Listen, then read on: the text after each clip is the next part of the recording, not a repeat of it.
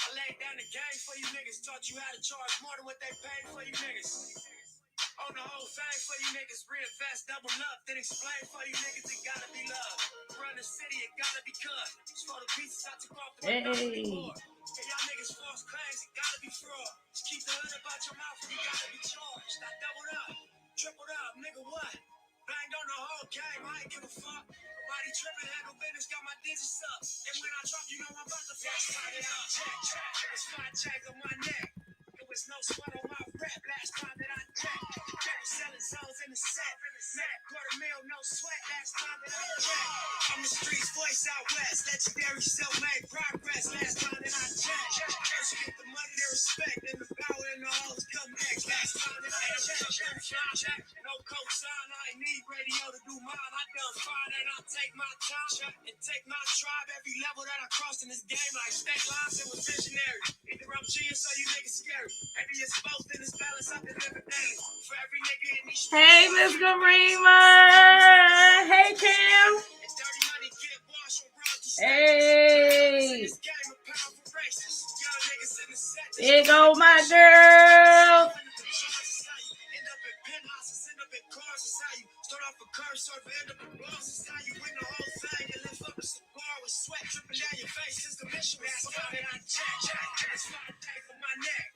It was no sweat on my rep. Last time that I checked. Selling zones in the set. $250,000, no sweat. Last time that I checked. Go Zai. Go Zai. Self-made progress. Last time that I checked. First you get the money, they respect, and the power and the hoes come next. Last time that I checked. I got the front and the back. We on the way, and that's a fact. This real, this ain't rap. Where everybody wanna act pro-black. The last line you heard is say that, just that. I did, made it out the gutter shit. Nip told you fuck the middleman. I told you fuck a bitch. Fuck wearing they clothes, I wear my own shit.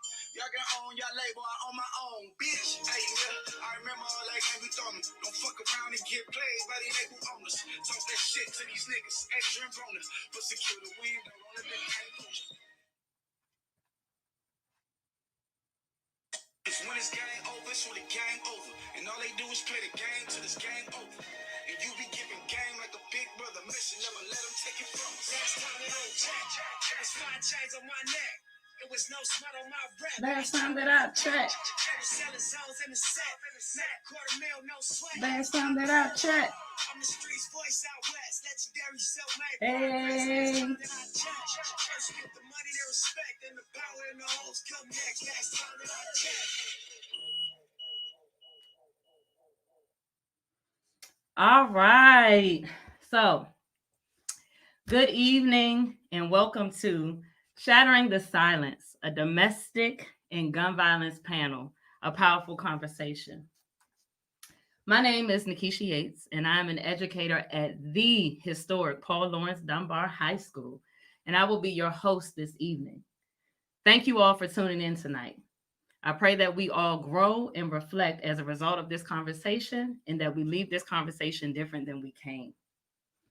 Tonight, we will hear from a powerful panel of experts, survivors, and advocates of both domestic violence and gun violence. Let me introduce you to our amazing panel this evening. Joining us in tonight's conversation, we have myself, Miss Yates, aka Miss Lit.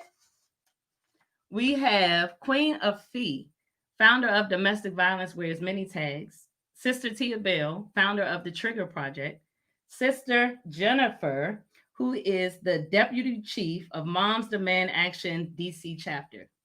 We also have Sister Dominique Campbell, who is the founder of the Dom Effect and an educator at Friendship Woodbridge.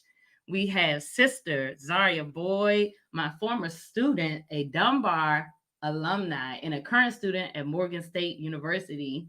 We have Brother Tariq, Sister Essence, and Brother Leonard. I'm telling y'all, tonight is going to be powerful. It's going to be deep. It's going to be intentional. It's going to be real, raw, and uncut. As the panel is going on, please make sure that you drop any comments you have in the comment section. However, I am going to ask that you hold any questions you have until the end. I know, y'all, I know. Make sure that you write your questions down so you don't forget. And I promise you, we have built in more than enough time after we've heard from all of our panelists to take all questions from our viewers. Guess what else we have? Y'all know Miss Lit is lit. So make sure that you tune in for our whole panel tonight because we have some giveaways happening tonight. So make sure that you're tuned in to win. We'll be dropping some domestic violence and gun violence trivia, but you have to tune in to win. Hello, and we're winners. So as y'all can see, I'm excited. It's lit. Miss Lit is lit for all things youth. Again, thank you for tuning in tonight, and thank you to our panelists for agreeing to be a part of the conversation and the solution. All right, so let's get into the conversation. Our theme this year at Dunbar High School is the marathon continues. So, one of the ways that I wanted to ensure that we continued the marathon was to bring awareness to the very violence that is destroying our communities, the very violence that is killing our youth. The goal of tonight is to provide a space for our youth to have a voice, for them to know that we care, that we understand, that we see you, and that you matter. So, let me just give you a little background and start with me. I'm a mother, an educator, a mentor, a survivor, and an advocate, just to name a few. As an educator, I am blessed to be walking in my purpose, in my calling. However, the calling of an educator comes with many different responsibilities, many different challenges, roles, and realities. For many educators, our students are much more than just students to us. Our students become an extension of our families, they become embedded in our lives. So when we're at the point where we are constantly burying our students, our children, it's a real problem. Something is seriously wrong here. When we are at the point that trauma informed practices have now become a regular part of the conversation and curriculum in our schools due to the unrealistic and devastating trauma that our students are faced with and experience daily, there's a real problem. There's a serious issue and something must be done. I've been an educator for the last 12 years and I've lost endless students to gun violence and domestic violence.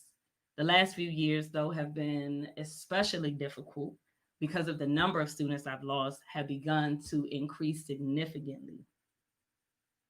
And at this point, it's now hitting closer and closer to home. This past August, the Dunbar community lost a phenomenal young Black king due to gun violence. Richard had just graduated from Dunbar in June and was headed to Temple University with a scholarship, I might add, one of the brightest young men I have ever taught in 12 years. And this young man was shot in the head, murdered at the age of 18. And for what? The August before last, the Dunbar family lost another young Black king and his father to gun violence. Again, Aki, who was known for being bomb on and off the field, he and his father lost their lives to gun violence. And for what? 2 weeks ago, one of our students, our Dunbar children, lost his father to gun violence just 2 weeks ago. These young men were everything. They had real futures ahead of them. They were loved. They are loved. Their lives matter. To not only lose these young, amazing Black kings, but to watch our youth have to continuously mourn yet another one of their classmates, their brothers, their friends, their teammates, is an indescribable feeling, an intense pain and hurt. And these are just to name a few. 4 years ago, my baby girl was shot in the head by her daughter's father with their infant child on her lap. She was murdered by her daughter's father. Never in a million years would you have thought that someone would take her life. I remember getting the call like it was yesterday. I was literally in Giant and somebody had to come get me off the floor. The pain of losing a child is damn near unbearable. I had never felt a pain like that. And I had lost students before, but for it to be a student who, even after she graduated, was still a part of my life almost took me out. Her story has now become a part of my story and a part of why I fight for our youth. Again, these are just a few of our precious students, my babies who were senselessly taken from us. This conversation tonight is necessary, period. I'm hurt, angry, and overwhelmed with grief and worry when it comes to our youth and violence. Our youth is the main reason I wanted to have this panel. The youth we lost and the youth that's living. We have to change the narrative. The other reason this panel is necessary and important to me is because I myself am a survivor of domestic violence. The very first time a man put his hands on me, it could have cost me my life. It could have cost us our lives. We were riding in the car. We were getting into it. I'm cussing him out because he had said something to his mother that I didn't like. And I thought it was so disrespectful. And I'm cussing him out and I'm fussing and I'm cussing at my finger. And if you know me, you know Miss Lit, I'm lit. I'm all up in his face and it's a finger. And I'm just going on and on and on and on about whatever. Oh boy said enough is enough. And before I even knew it, closed fist, bow, punched me dead in my face. And repeatedly. He was the one that was driving. So at this point, he's clearly lost control. The car jumps the guardrail. By the grace of God, we are still here today. The car jumps the guardrail. The police, of course, have to come.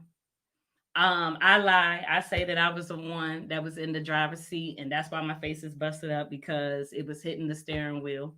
And it was definitely a very traumatic experience. That was the first time. It wasn't the last time. But because of my own story and my own testimony, because of my own healing, I definitely want to be an example for our youth. My goal is to be transparent with the youth so that they know that they're not alone, especially as an educator. When it comes to us being educators, I tell our students all the time, we humans first. We have a story. So I'm always transparent with them. I want them to know that it can truly happen to anyone. I was a straight A student. I was one of the most responsible young women. No one ever thought that that would be my life, that I would be in a relationship where someone was putting their hands on me. And I also want people to know that you can get out and you can change the narrative. So I wanted to bring people together tonight to have this much needed conversation in order to hear from our youth and our community. I want to be an example to my daughter and to my students that I teach and mentor. We can and we should make better choices. It's imperative to shed light on things we need to be aware of as women. So I will never excuse him putting his hands on me ever. But we have to be honest as we grow and heal about how we contribute to certain situations. Because being in somebody's personal space and doing all of this, and it's not always what you say, it's how you say it. I didn't know it at the time because I was 20. She was young and ratchet.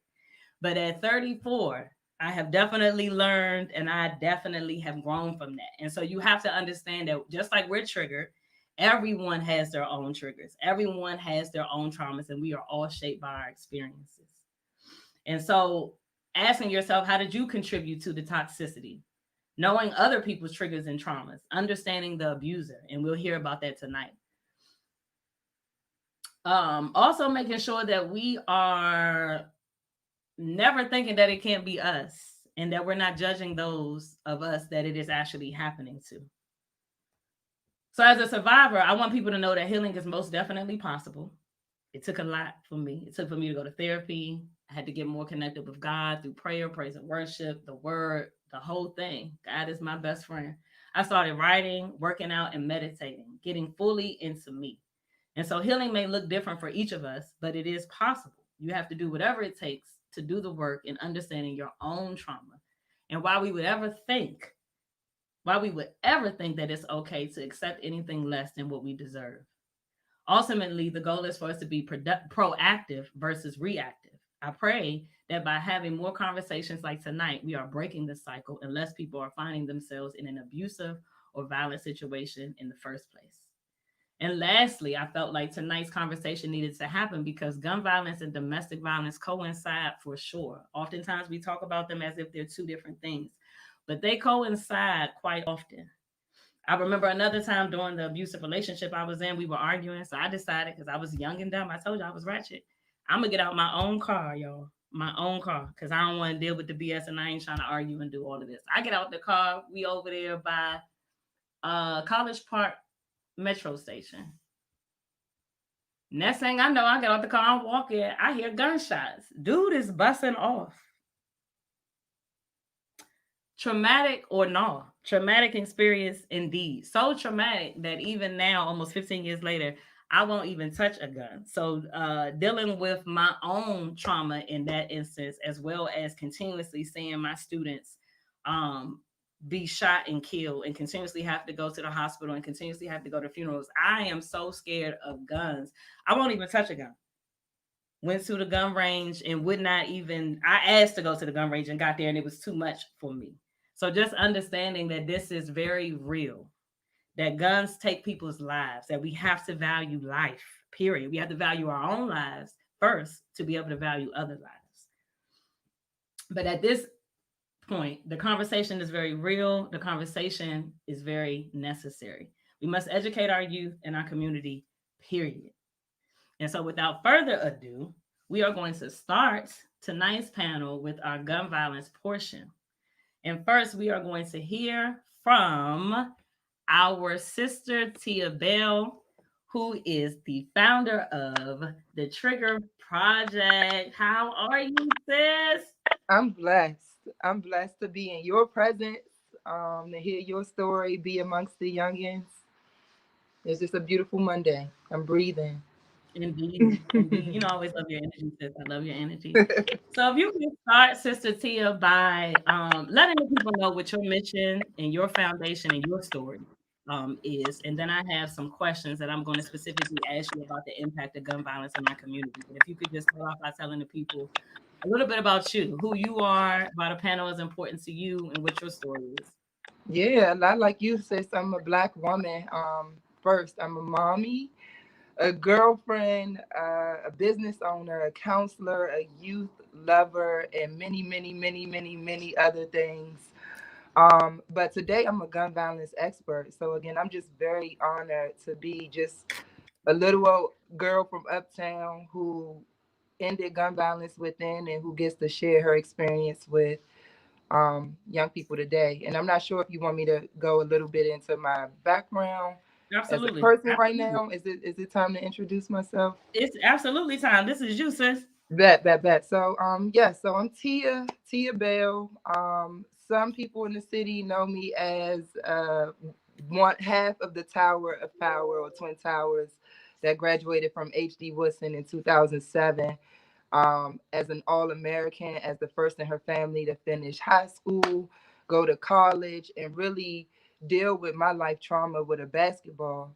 So I went to NC State, the Wolfpack.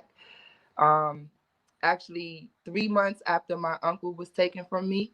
So I went from wearing number 21 at HD Woodson, being loved and known by my city, to have good character, kind of be guarded. I was shy. But I was good in ball. So just a lot of people supported me, from drug dealers to mailmen to store owners to teachers like yourself. I wouldn't be here if I didn't have people like you in my life.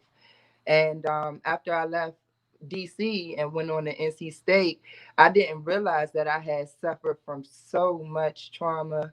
I knew I Mhm. had lost over 40 people at the time of gun violence. I knew I was a typical girl from DC that didn't understand the college process or feel all the way prepared for the real world, but I knew I was strong. And at that time, I didn't understand my durability. I didn't understand my endurance. I didn't understand my perseverance. And standing at 6'4", again playing Hey. basketball for one of the best institutions in the country, um, I fell into youth development, and I say fell because again, in my mind, I was going to dunk on anybody coming my way. I was going to save my hood with a charity because I was going to come home from the WNBA and change lives. In my senior year, I had 3 knee surgeries on my same knee, back to back to back. So I was wearing the Stone Cold Steve Austin brace on the outside, but on the inside, I was broken. Mhm. I was broken. I was dark. And for the first time in my life, I was sitting still and allowing all those traumas from mom selling drugs and being on the street, to not being present sometimes, to my great grandmother having a lot of stress on her plate from raising 5 kids that weren't hers and the neighborhood that wasn't hers. Again, to being the oldest and having to take care of my siblings and be the mother and father sometimes. just carrying a lot of weight and constantly hearing gunshots. So I tried to stay focused with the ball, and then again, fast forward to my senior year in college, I ended up being able to pursue a master's in youth development. So people say, "What's youth development?" Well, just think about from the day that you're born to the day that you reach age 26. Everything in your life shapes you. So, like Miss Yates said, she was lit and in his face and doing a lot of things that she knew at the time she didn't know was right, but she I did what didn't, she and I ain't knew. care either. Exactly, exactly. Because when we're young, we're not supposed to care, but people don't tell us that. People just accuse us for being wrong for being young, and we're supposed to Mhm. make mistakes. We're supposed to learn. Our brain develops when we mess up. But when you add trauma and stress, our brain is stunted of creativity, it's stunted of problem solving, it's stunted of decision making. So you say things like, get the fuck out my face, and I'm irritated and I'm thrown off because we can't find other words because no Mhm. one else is modeling those other words. So I looked at end gun violence through emotional intelligence. I have two organizations that I've started, babies. I'm sitting here in front of y'all. I'm not supposed to be here, but I got two organizations that are leading young people to being the change. And the first one is for youth. Again, my uncle was killed in 2007, right before I went to college. So I was Tia Bell, number 21. And I changed my number to 4 because his birthday was April 4th. And then after my surgeries, I started an organization in honor of him. So if you Google me, you might see 4 on my chest, and then I flipped it into a for-profit where I partner with different schools, and I might be talking to some of my babies who attended Brooklyn or Chavez or Kramer or Souza, hopefully listening tonight. So the second organization, though, is the Trigger Project, and one that I'm going to focus on tonight. And we aim to change the norm and narrative of gun violence. The norm, again, was me at 16 losing over 40 people, but it took until my uncle to cry. It took until my uncle to get saved. It took until my uncle's funeral to dress up. And the narrative is that shooters want to shoot, clickers Mhm. want to click, steppers want to step. They don't have an alternative. I know babies that's out here, they want something else to do, and it's up to me and people like us to advocate for them properly in the city with the resources, but that just have to be given to young people who want to change their lives. So I'm here to be the hope today, let you know you can end gun violence within. You don't got to change everybody's world. If you change your world, because we are shaped by our environment, our relationships, and our experience. Love before you're 18, before you're 21. But if you can control your mind, your heart, your Mhm. response to your situation, then we have one more person ending gun violence within. I'm going to stop there, but I love y'all and I hope to represent hope today. Well, you're going to pause there because now we're going to get into some of these questions. So, my first question is, of course, what is the impact of gun violence on the Black community specifically, and on our youth and in our schools? So in December, I started the Trigger Project. December of 2019, pre-pandemic. I wanted to start a avenue for young people to do a movie because I learned that creativity is the solution. Mm, If you put young people in a space where they are safe and they can say whatever is on their mind and not be judged, we get things like Youth Day DC. Please look that up. That's an initiative that I do. We get things like coat drives and turkey drives and pathways to power. I mean, there's so many youth-led organizations that are around our city that are being manifested because they are in a space to be themselves, not be judged, and be creative. I start with the solution because the problem is we are hurt to our souls to a point that, again, gun violence, domestic violence, emotional violence, physical violence, it's normal. mhm, I mhm, know that there was a 5 and an 8-year-old shot this year. They survived. What services are they receiving? What counseling and support are they receiving? mhm.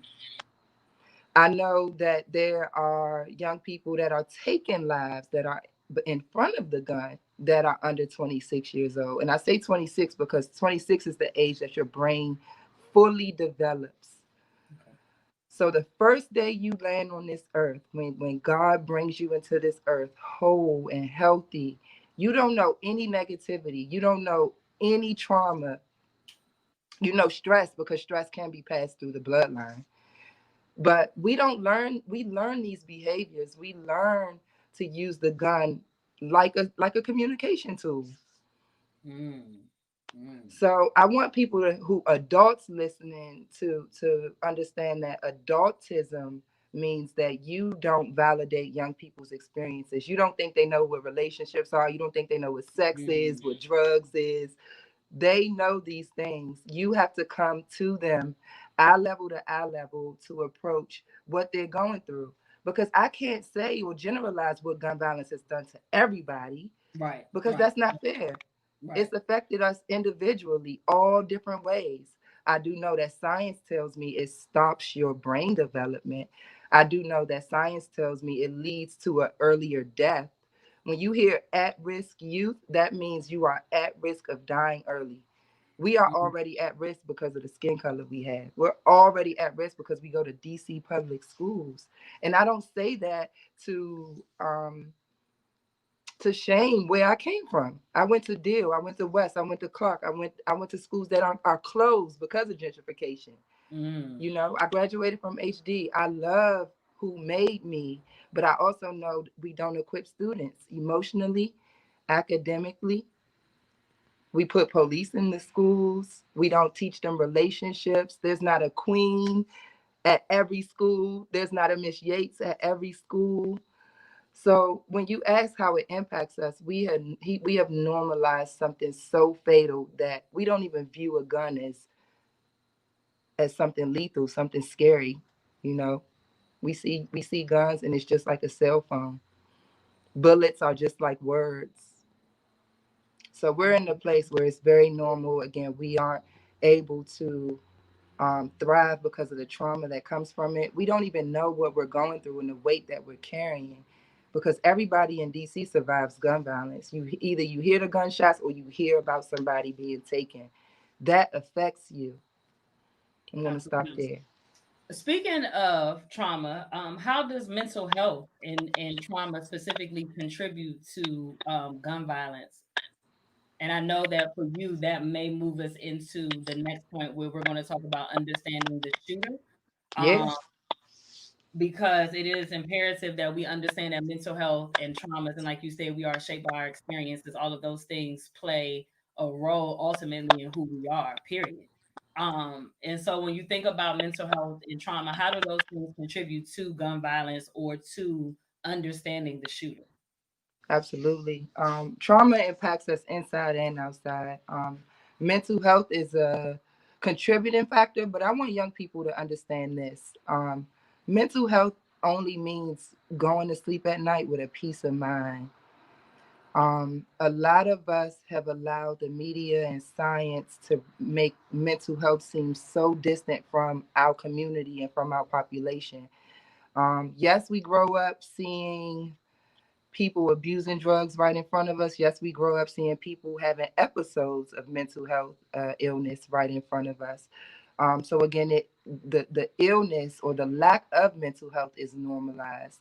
But I just want you to start to think about mental health as a peace of mind and a peace of heart. If you can start to train your mind and your brain to believe that, I believe that we all can look at it as something that can be obtained and something that can be found and grasped and discovered, because mental health disturbs emotional health. And a lack of emotional health is what I believe is contributing to gun violence. So the Trigger and Trigger Project stands for True Reasons I Grabbed the Gun Evolved from Risk. Trigger. A lot of people think trigger is the gun, but ever since I became a mommy, I've had bars. So it's what's the word? A double entendre.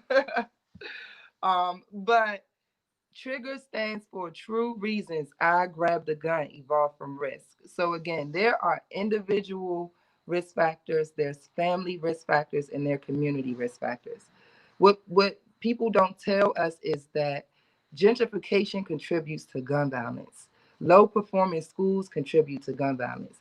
Exposure to violence contributes to gun violence. So like I said, my mom was young, had me at 16, had a lot of support around her. So I had a village that really poured into me.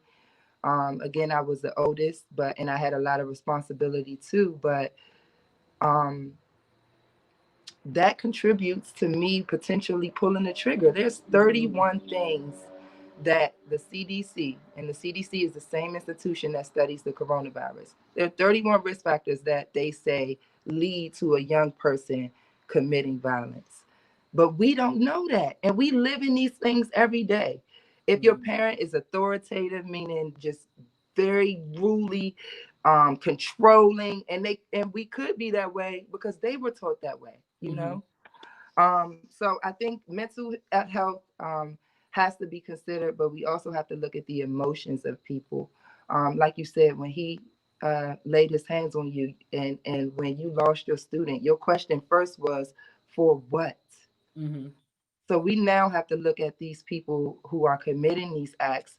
First, look at them as people, not monsters, not super predators, not Mhm. criminal career criminals, not even shooters, not even abusers. Can they be a person first Mm. who, like you, had a long lifeline of issues that led to this emotional breakdown where they only feel that they're right to solve this problem is with a gun or with their fists or with violence. That's powerful right there. So So please okay. view mental health just as your heart being full, your mind being peaceful, because when we say those two words together, it's such a high stigma that we don't even associate with it. But I'm struggling with mental health. Everyone is struggling just to survive, really, through the Absolutely. pandemic, through the struggle, through the mud, through whatever your opposition has in front of you, or your op with my Through baby this thing see-through. called life. It's Period. this thing called life, Period. but we got to Period. find the beauty in it, and Absolutely. it's up to us as adults to take back the fate of young people, take their hearts, take their minds, give them space to be them, to learn, to, I was about to curse, to mess up, Mm-hmm. to mess Mm-hmm. up. Our mess is our message. So I know that's probably not very research driven. I could come with a whole bunch of talk and jargon, but I just want people to know if you are disturbed, it's going to be easy in a city where it's more guns than people to use that as your solution. And if you have Absolutely. not picked up the gun yet, you are ending gun violence every day that you wake up and don't do it. I think we need to give more credit to that. Absolutely. And speaking of the solution, how can we educate our youth? Like, what are some of the programs and resources that are available to our youth, and especially right now during COVID, because Hmm. we on lockdown 7 months in. Um, I'm gonna say this because it's a public platform, but I think our city should respond by having summer youth employment opportunities all year round. I know you didn't ask for like a dream solution, but ideally, I think one, having economic opportunity ends gun violence. When you don't have economic opportunity or a job or a pro-social thing to do, you have idle time. You have time to sit in your misery, to sit in your doubt, sit in your darkness, and you have time to probably be around people that are doing the same things. And if you're thinking from a perpetrator or a potential shooter's perspective, you're around like-minded people that are going to enhance those negative feelings. So I think I'll honestly, it's nothing for the young people to do. That's why I have two organizations. I had to go back and start one again for the young people, both for young Okay. people, because if it is something to do, then they need all of their information. And we know that if you have to go back and forth with young people, it's a chance that you'll lose them because they need things, quickly. I think obviously we're in a pandemic, but before, rec centers, museums, like all these resources and places we have in our city, they weren't very warm to young people. The metro isn't even warm to young people. They get on there and they're judged. Mm-hmm. So I honestly think we're in the state that we're in because they don't have much. I want to speak to young people individually, and I could find either a program within myself or someone that I know that you can Absolutely. like shadow a lawyer or help me design a program, or you can write a movie script with me, or you can work to defund the police with Black Swan. You can work as a volunteer with the Trayon Project. You can work with Peace Fellows to coordinate peace walks around the city. Like, I can connect you guys to people if you want to be a part of change, but there's not like this huge hub or place where, like, if you don't want to pull the trigger, go here. If you want to do something positive that an adult didn't design, go here. Like, it's not a lot of kickback, chill, like, be you places. If it is, they're judged. So I hope I didn't fail anybody answer that, not answering that question, but please contact me individually. And I would love to connect you. Absolutely. No, thank you. Thank you so much, Sister Tia Bell, for that wonderful insight and information for sure. So now we are going to transition from Sister Tia Bell, who just gave us a lot of background and information on how gun violence affects the city. And now we're going to actually hear from our youth. So, Sister Tia Bell, you have any closing words before we'll see you again shortly, but before we. Right, right. I just want to uplift Zaria. Like, she taught me a lot in our first practice run. And she is ending gun violence within. I was in her shoes when I left home for the first time to go to college, and education really helped me be the woman that y'all see today. And when I say education of myself, worth of myself. Like, I started seeing the belief and the value that everybody else saw in me. So, also, if you don't have anybody seeing worth and value in the breath that you breathe, my number is 202-741-4614. I will love you every day until you feel that, because you are the future. When we lose a Dion, when we lose a Davon, when we lose a Trayon, when we lose anybody, a Doug, my uncle, almost lost my mom when I was 10. That alters our future, because that's a heartbeat that can be a future doctor, music engineer, post office worker that plants the seed in another young person. So we have to keep our heart beating. We have to uplift our young people and listen to them. So that's what I'm gonna do right now. I'm gonna shut up and listen.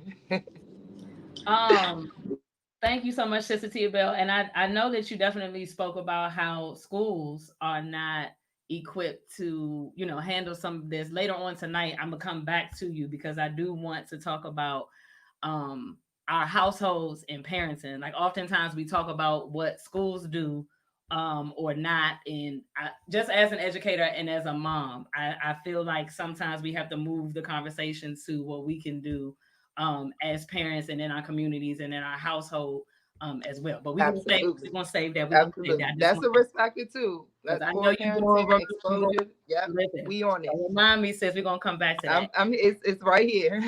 All right. Thank you so much, sis. All right. So without further ado, we are going to transition. We are going to hear directly from the youth. And Hi, Miss J. I would love to introduce none other. It is such a pleasure and an honor whenever I call Zaria answers. My former student who just graduated in June. She is a Dunbar alumni and currently enrolled at Oregon State University. And she is an activist and she is a poet and she is well known throughout the city. And she will be speaking on behalf of our youth. I wanted to hear directly from the youth. And I know that gun violence has directly impacted you, Zaria. So, first and foremost, good evening, my love. How are you? Good evening, Miss Yates. I'm pretty good. Got off of work a little bit ago. Good day. Cool little day. I'm feeling blessed. I'm feeling good today. Real college professional. It's given. Shout out to Life After High School. So Zaria, you already know what I need to know tonight is who you are. Who are you, Zaria, and why is this panel important to you? That's what I need to know. Um, like you said, I'm a Dunbar graduate. I've been growing up in the city. I've been in the city my whole life. Um, I do activism. I work with DC Scores, a nonprofit organization where in over 50 elementary schools within the city, we provide students with service learning and poetry speaking events, and we also have the DC soccer team, like the DC public school soccer team. That's us. Um, I'm also in Mikva Challenge. We are a voting rights and activist group. We work the polls during election time. So get out there. Y'all need to be voting. I voted. Um, what else? This panel is important to me because I've lost two very close people to me to gun violence in the last 2 years, and beyond that, I've lost way more people. I've seen directly, what guns can do. You know, I've been behind one, I've been in front of one. I'm very familiar with gun violence and all of its attributes. Um, there's everybody's looking for the perspective, and I feel like I can give that because it's a very confusing and complex situation, I would say. Yeah. So Absolutely. yeah, that's why I am. That's why this panel is important to me. So how you feeling, sis? Because I want you to tell the people about when we talked last week. So I want you to tell When the we people talked last week, as a youth. And you so want me? let me just give them a little background. And so I came to Zaria and I said to her, can you speak on behalf of the youth? Reach out to the youth, and I want to know like what are some things that we could do better, in schools? What are some things we could do better in the community? What are any encouraging words that you could offer? And sis said, yeah, that's gonna be a no for me, Miss Yates. I got nothing. Sis had nothing. We like prayed. We went deep into the spirit and the soul and all of that. And yeah, sis said no. She literally had nothing, and she really did try. And then we just came to the realization that Zaria, you are what, sis? I'm mad. I'm angry for the most part. They was asking me, what's some positive and encouraging words that you can give the youth? I have none. I have nothing left. I'm being real. I done been to all of the support groups and the lobbying in front of Congress, and let's go talk to the Board of Education, and let's go talk to them. Let's go talk to them. I'm tired. I am so beyond tired. Like I've done so much. I've said so much. I've spoke my piece so many times, but I really feel like I'm speaking on deaf ears. Like nobody is hearing me. Nobody's hearing what I'm saying. At least, like, and if people are hearing me, it's really comes to the point where it's nothing we could do. It's just something that I've learned to live with. I have a poem. If you want me to give you my poem. First of all, you already know I live for a poem, so we're gonna let you poem, sis. But before we do that, Okay. I have one more question for you because what Okay. what is the solution to it? Because I know you had me, I was flabbergasted when you were telling me the only way that I know to deal with this is to do what? What's the only solution that some of you all feel like you have at this point? The only solution at this point is to get out the city. That's been like something major for me. That's always been something major for me to leave my city because I've seen, what staying in the city for a long period of time can do to you. Not, how close some people were to getting out and they just never got out because they were still here. So I know the only way to not become a product of my environment is to leave my environment. Richard was supposed to go to Temple 1 week before he was killed. He had just been starting to get scholarships the day he was killed. That was the last conversation I had with Aki. So I know the only way for me to get out, well, for me to not die here, is to get out of here. And I'm doing that through poetry, and I'm doing that through activism, and I'm working so hard to make this a name so that I can leave. And before I leave, I make some type of change and I be something positive to here. So yeah. I just want to say before you give us your poem, thank you so much for Mm-hmm. continuing to be the voice and for continuing to answer the call whenever I call, which is quite often. And just thank you for being transparent and being honest. Period, because you have more than enough reasons to be angry right now. Point blank in the period. So thank you for being transparent. Thank you for sharing and give us the poem. Don't make me cry in front of these people, sis. Don't make me cry. Okay. um, Last July I lost my brother. This August I lost my partner in crime. Two of the people closest to me.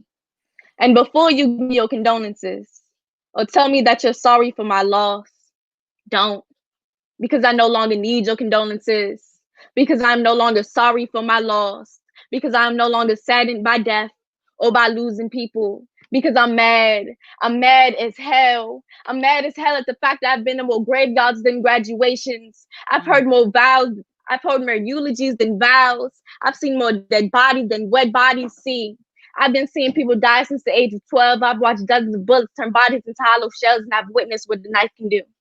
I've heard every shortened story about boys going to men because when a boy grows up in the hood, it's rare that that story ever comes to a complete end. The saying is when a black man dies, he dies with two suits, one to get married in and one to get buried in. But my friends only got the latter. Most of my friends died pure virgin, never committed a sin. But in the eyes of the Lord, they lived long enough to see their life come to an end. And I'm mad. I'm mad as hell because why life had to be like that. Me and Rich had plans. Me and Aki had plans, and death was never a part of them. Death was the exact opposite of them. We were supposed to be bigger than that. Our story was supposed to be longer than that. But yet I'm sitting here looking at chapter 18 on a page full of ellipses, wondering where I go from here. And I don't know. Because I ran out of positive interpretations for this book a long time ago. And truth be told, I am happy to be here. And I'm happy to have this book in my hands. But I would be happy if my friends were alive to hear it with me. Thank you. Sis, I don't even want to say anything else after that. If you know Zaria, you know that there is power in this young lady's voice for sure.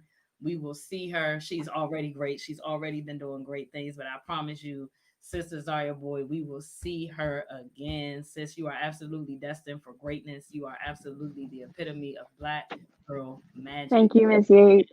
Sister Tia Bell said, every day that you decide not to pick up a gun, not to be a part of the problem, you are a part of the solution. So Zaria, I salute you. I thank you for your transparency and the power in your voice. I love you, my love. I love you more. Thank you. Don't leave though. I mean, you coming off, but don't go. You got to still be here. They may have some questions for you later on. So sis, don't. I know you in college, but don't do it. You got to bring them back, y'all. Got to bring them back. All right. Shout out to my former student. Such a pleasure and an honor to say that I taught her. Although it was her senior year, so by the time I met her, she had all that dopeness already. I ain't had nothing to do with that. All right. So after that amazing, powerful poem and hearing from a very powerful voice, speaking on behalf of the youth, we are now going to hear from Sister Jennifer, who is our Deputy Chief of Moms Demand Action DC chapter. How are you doing this evening, Sister Jennifer? I'm doing well. How are you? I'm doing pretty wonderful. Tonight. So you already know what I'm going to ask you, Sister Jennifer. I need to know who you are, why this panel is important to you, and this wonderful not wonderful, but this insightful information that you are bringing to the table to share with the people. Yes. So thank you. Again, I'm Jennifer with Moms Demand Action. This panel is important to me because I am a survivor of both domestic and gun violence. And as an advocate, I want to provide information and resources to help youth and families with the hopes of creating change in gun violence. and strength in those of domestic violence, that they can get out of the situation. And listening to Ms. Zaria, and thank you, Ms. Zaria, for that point, because it was definitely powerful. It was definitely a reflection of you and what you feel.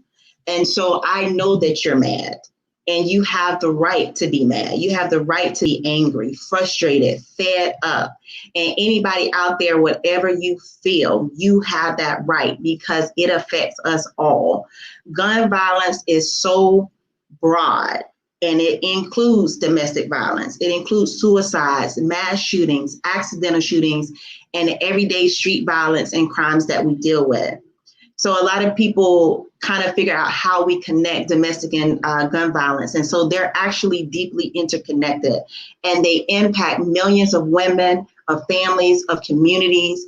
But we have to also acknowledge that men are also impacted and abused just as much. And so, yes, women are the abusers too. So we have to make sure that, we understand that men need resources as well as women do to get out of these domestic violence situations. But as we know, gun violence is on the rise, and even here in the district. And unfortunately, we're going to surpass last year's numbers. And so now that we're dealing with COVID, the crisis is making things worse, because the factors, it actually contribute more to the gun violence because of the gun sales have increased. And so having access to a gun increases the chance of death by 5 times than without. But, we have to worry about, gun violence and domestic violence as we see a rise also in what is called ghost guns. So ghost guns are homemade and they're untraceable. So these are also being sold on the streets. And here in DC, we've seen a increase of over 300% of recoveries of ghost guns. And so that makes me worry a lot more because, again, they're untraceable weapons. And so in the district, we know that homicides are the leading cause of death among children and teens. And so it impacts, of course, our Black and brown communities at a higher rate than it does our white peers. And so in partly because of deliberate policy decisions that created segregated neighborhoods, and because of underinvestment in our communities. And so that's why it's important to vote in our local elections as well. But also suicides are the second leading cause of death among young people between the ages of 10 and 24. And so we have to make sure that, again, that mental health aspect is being taken care of as well. Because over 4 million families, our children live in households where they have at least one unlocked and loaded firearm in their homes, whether it's registered or not.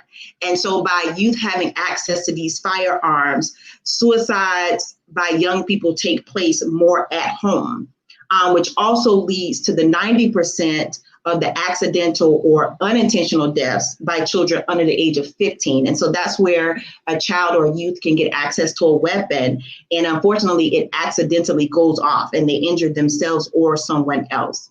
And so that's why it's important that even if you have a weapon, that you store those away where children don't have access to it.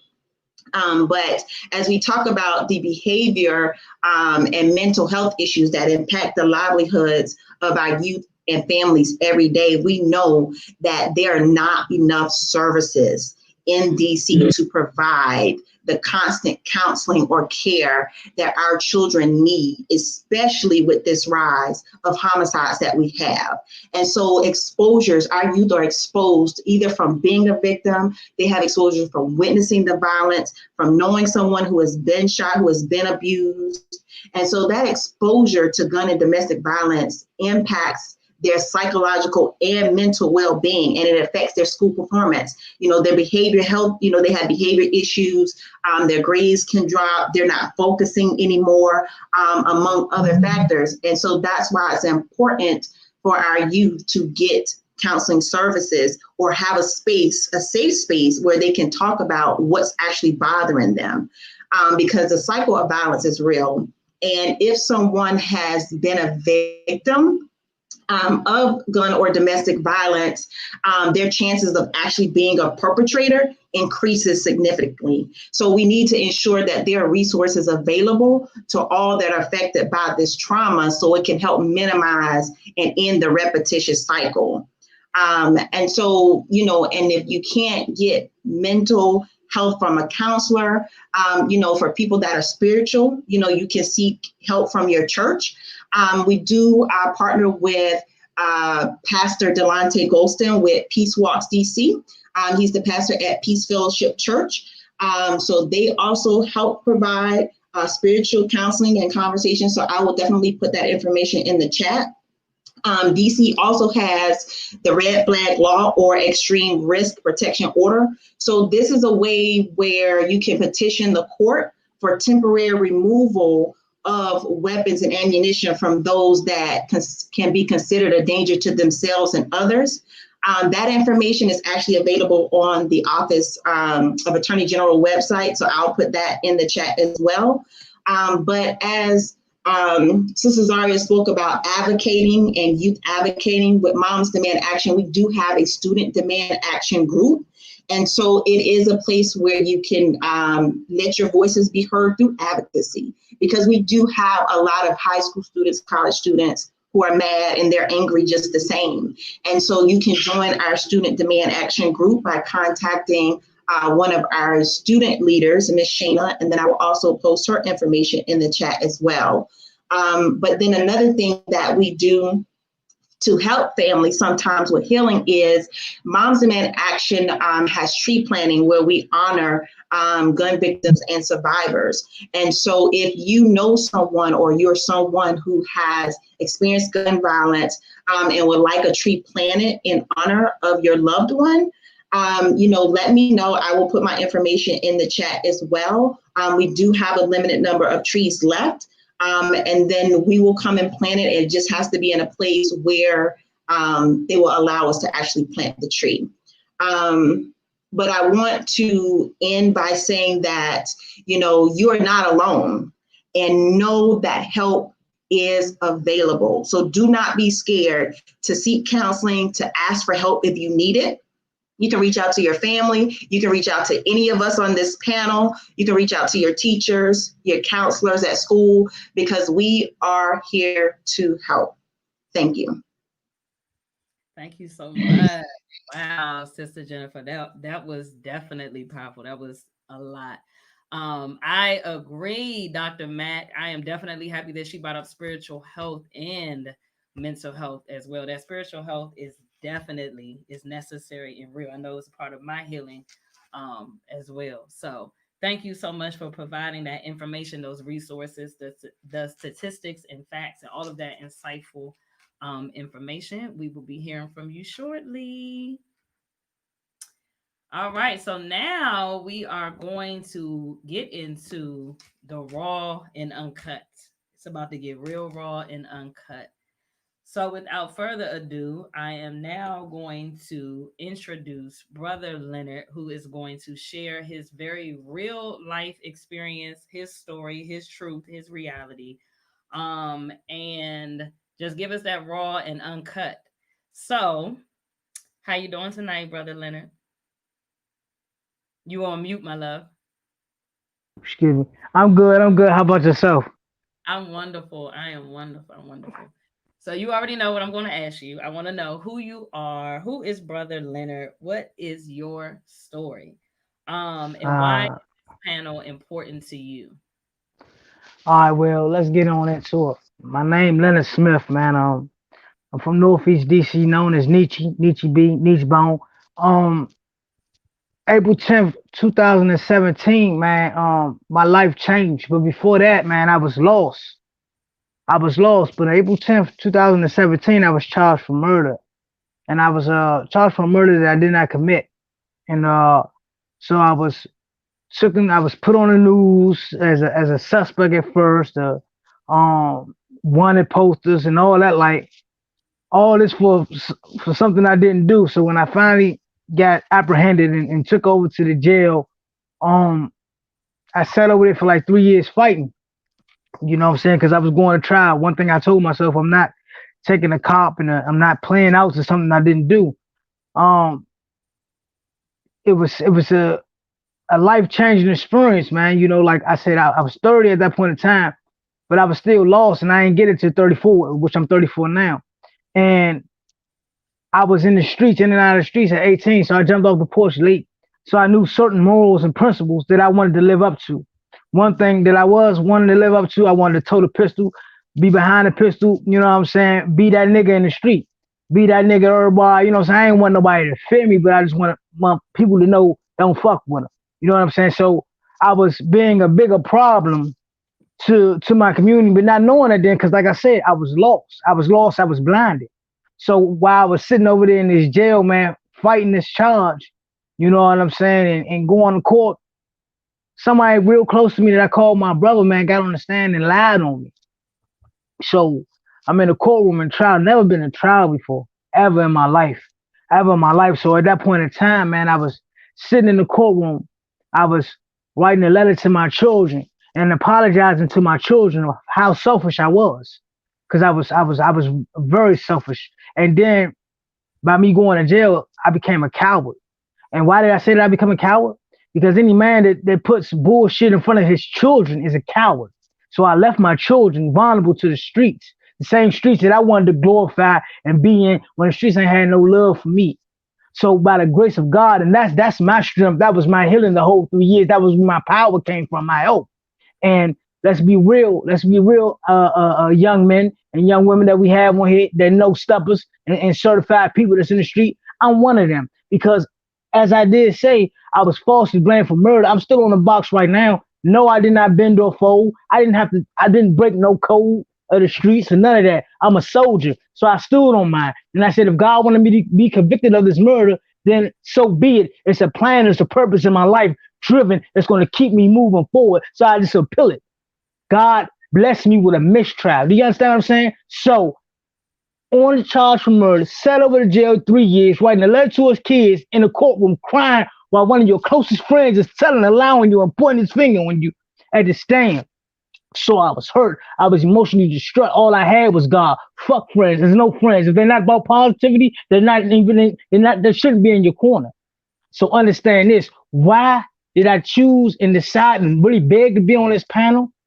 Was because I know my story can help somebody change.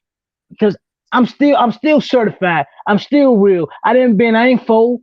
I ain't no snitch. I'm a real nigga still going to trial for murder that I didn't commit. But guess what? God blessed me. So God took that nigga out of me and put positive in me. God made me a man. See, a nigga ain't no man.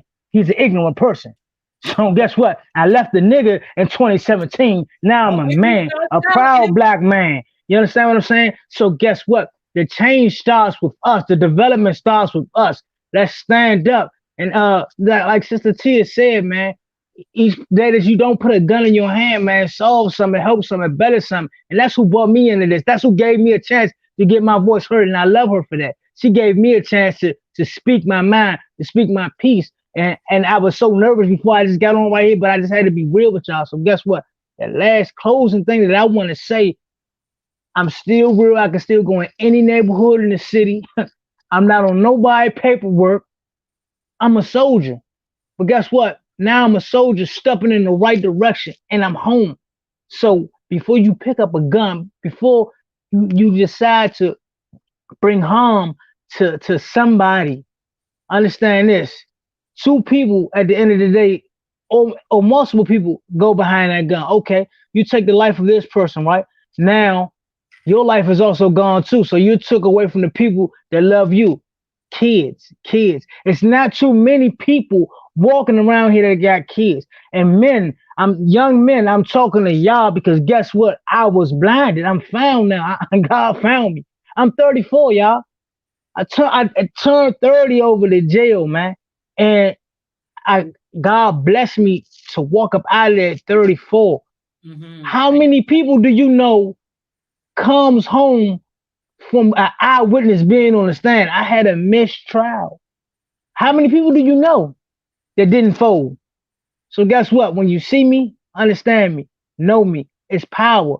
It's power behind your voice. It's power behind your mind. Use it for something positive. Help. It doesn't matter how old you are. If your man trying to pick up that gun right now, like, dog, we gotta do this. So this nigga did X, Y, Z. Nah, Holmes. Look how it's gonna play out. This how it might play out. It's better to show love than a grudge. Walk away. Help. Change the day. God bless us all. Come on now. Come on now, Brother Leonard.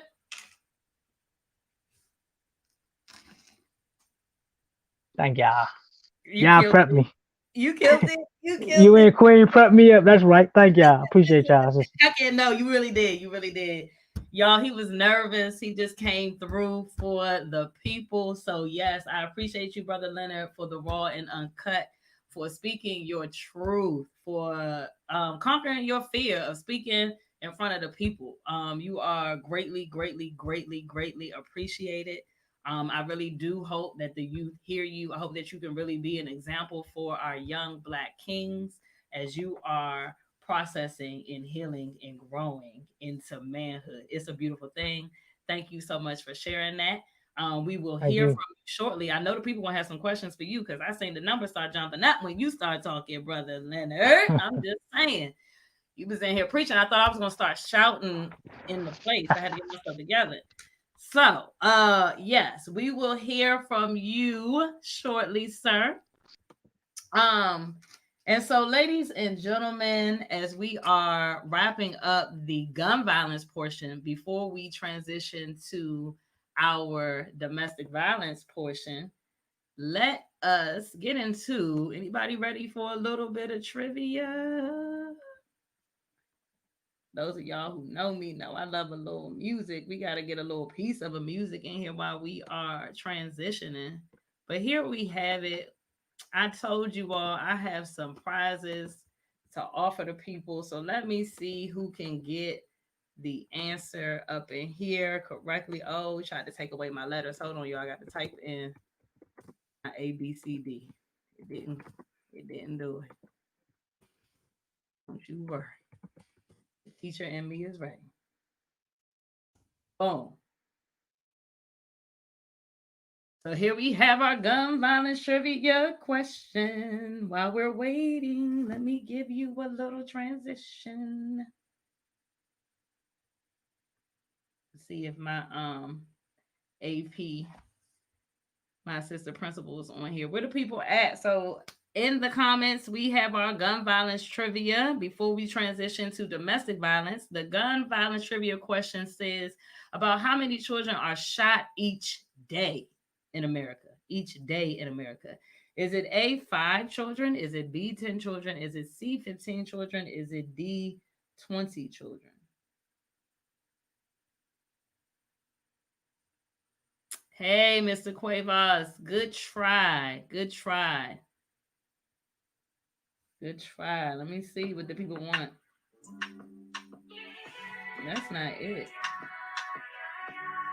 Yeah, that's definitely not it. Good try, Miss Howard.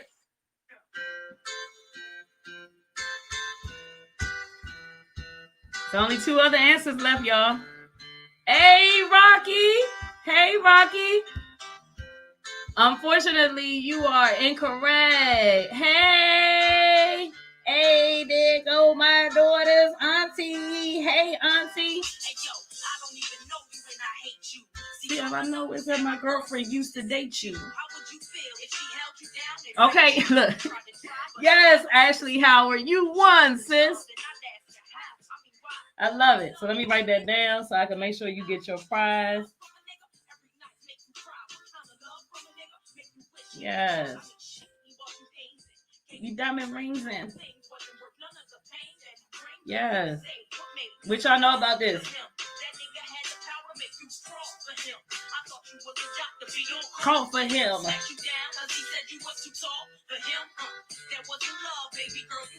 Come on, y'all. Hey, we gotta sing it one time. Love is blind. And it'll take over your mind. What you think is love is truly not. You need to elevate and find. Love is blind. and it'll take over your mind. What you think is love is truly not. You need to elevate and find. Y'all know I can't sing, so let me stick to my day job, which is educating the youth. Okay. But we just had to get into Eve because it definitely takes me back to those days where love was so blind for me. Lord, I thank you for the growth.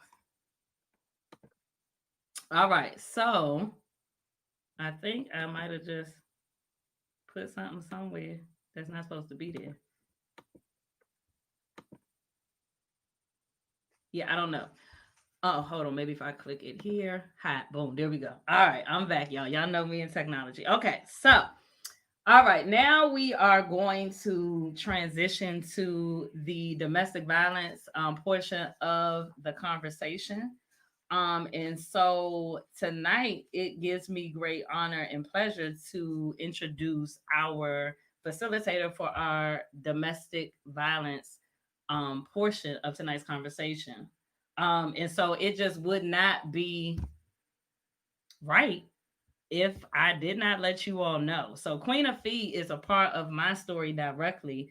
She is not here by chance. She is here because, as I spoke about earlier, that 4 years ago, one of my students was shot and killed. She is the mother of that student. And through us losing, I call her twin. Her name was Anana, but we called each other twin because we looked alike. Cute or whatever. Um, just her strength, her story, her fight, and her drive. You know, she is out here constantly in the field, on the ground, doing the work with the youth and in our community. So she has inspired me. Um, she has inspired me to be great and to continue to advocate for our youth, our children, domestic violence and gun violence. However, she is having technical issues at this point. So we will come back to her shortly. We're going to pray about it. All right. So we will come back to Queen of Fee and we will transition to our very next speaker and our very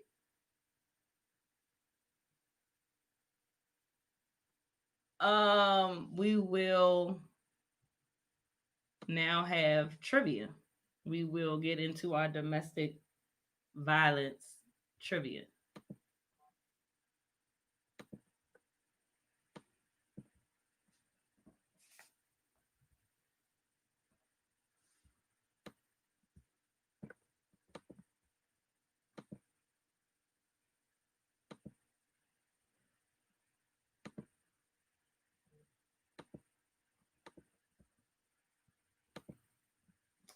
So our domestic violence trivia, and let's see.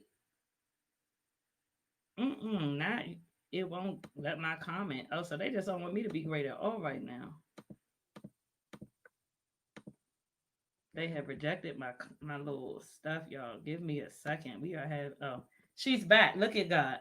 All right. So the Lord is working for us tonight. So we are back. My inspiration, one of the strongest women that I know, again, out here on the ground, in the streets with the youth in our community, doing the work every day. So without further ado, Queen Afee, founder of Domestic Violence Wears Many Tags. Don't forget to take yourself off mute, sis. Oh, there you Peace and love, everybody. Hey, girl, what's up? What's up? What's up? Hey, sis. Hey, boo. My girl, my queen. Yes. How are you Yeah. tonight? How you doing tonight? You looking bomb? I'm doing well. I'm doing well. Shout I out to the must list. say. Shout out to the list. I'm just saying. All right, sis. So you already know. I don't even really want to ask you no questions. I just want to let you go out here and do your thing because this is what you do. But before you get into what you do, if you could just tell the people who you are, your story, and tell them a little bit about your foundation, and then go into do your thing. Yeah, Queen of Fee, the founder of Domestic Violence Wears Many Tags organization. Founded the organization in 2008.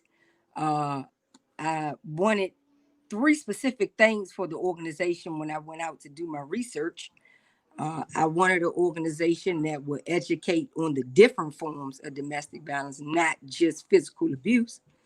And number two, I wanted it to be sort of an educational resource. So we're not a place that's going to move you and give you money, but we're going to educate you all day long. Because at this point it's so bad, it needs to be a class. And two, the abuser side, we're not educating abusers. Women, men, teens, boys, and girls do not have prevention methods that they can take to break what could be, a long cycle of bouts with domestic violence. And lastly, men hurt too. Include the men in this conversation. Include the young boys in this conversation. And so that's what I do. Been doing this for, the last 12 years, having this conversation with the community, and on my bout with the conversation, of course, my baby girl, Anana Smiley, aka Nana, traveled with me on my journey and put me out there. She put me in a trick bag and told me that I need to talk to every child, every young person, okay, who she felt like could learn something different. And so in 2016, 7/30/2016, as you stated before, she was shot in the head by her baby father. And while holding their baby girl, their 2-month-old baby. So I went from delivery to planning a funeral within 2 months of her daughter being born in 2016. And so, on that particular day when she was murdered, I had an event to do at the church. I was going to talk to the men about domestic violence and getting them to share their stories. And, it hit me like, should you go? Should you stay? Should you go? I mean, because your daughter was murdered just like 4 hours, 6 hours ago. What are you thinking here? You're not thinking of going, are you?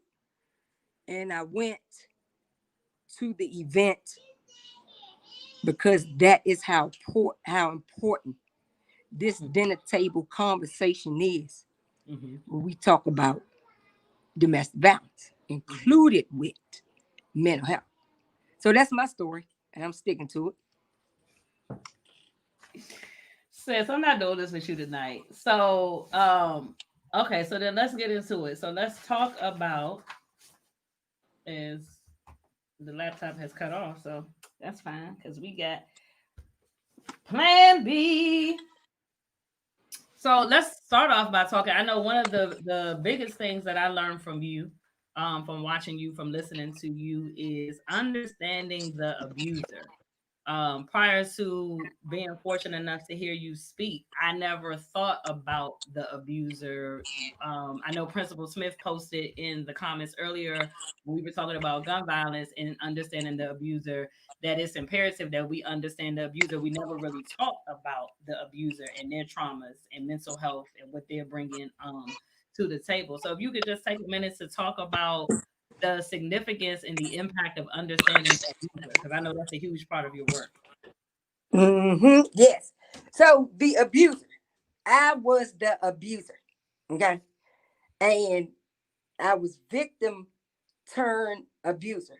So I started out, getting in the fights and getting beat up, Tim's in my head, my little tracks pulled out on the ground, dragged on the ground, my good gear, my good Georgetown gear that I done went down to the daggone that got me a ride. The hitchhiker ride to Georgetown, okay, give me a brand new outfit, all right, so I can look good for the party tonight. I gets in the party on New York Avenue at the Days Inn, what is now a shelter, okay, for victims of domestic violence and their abusers too.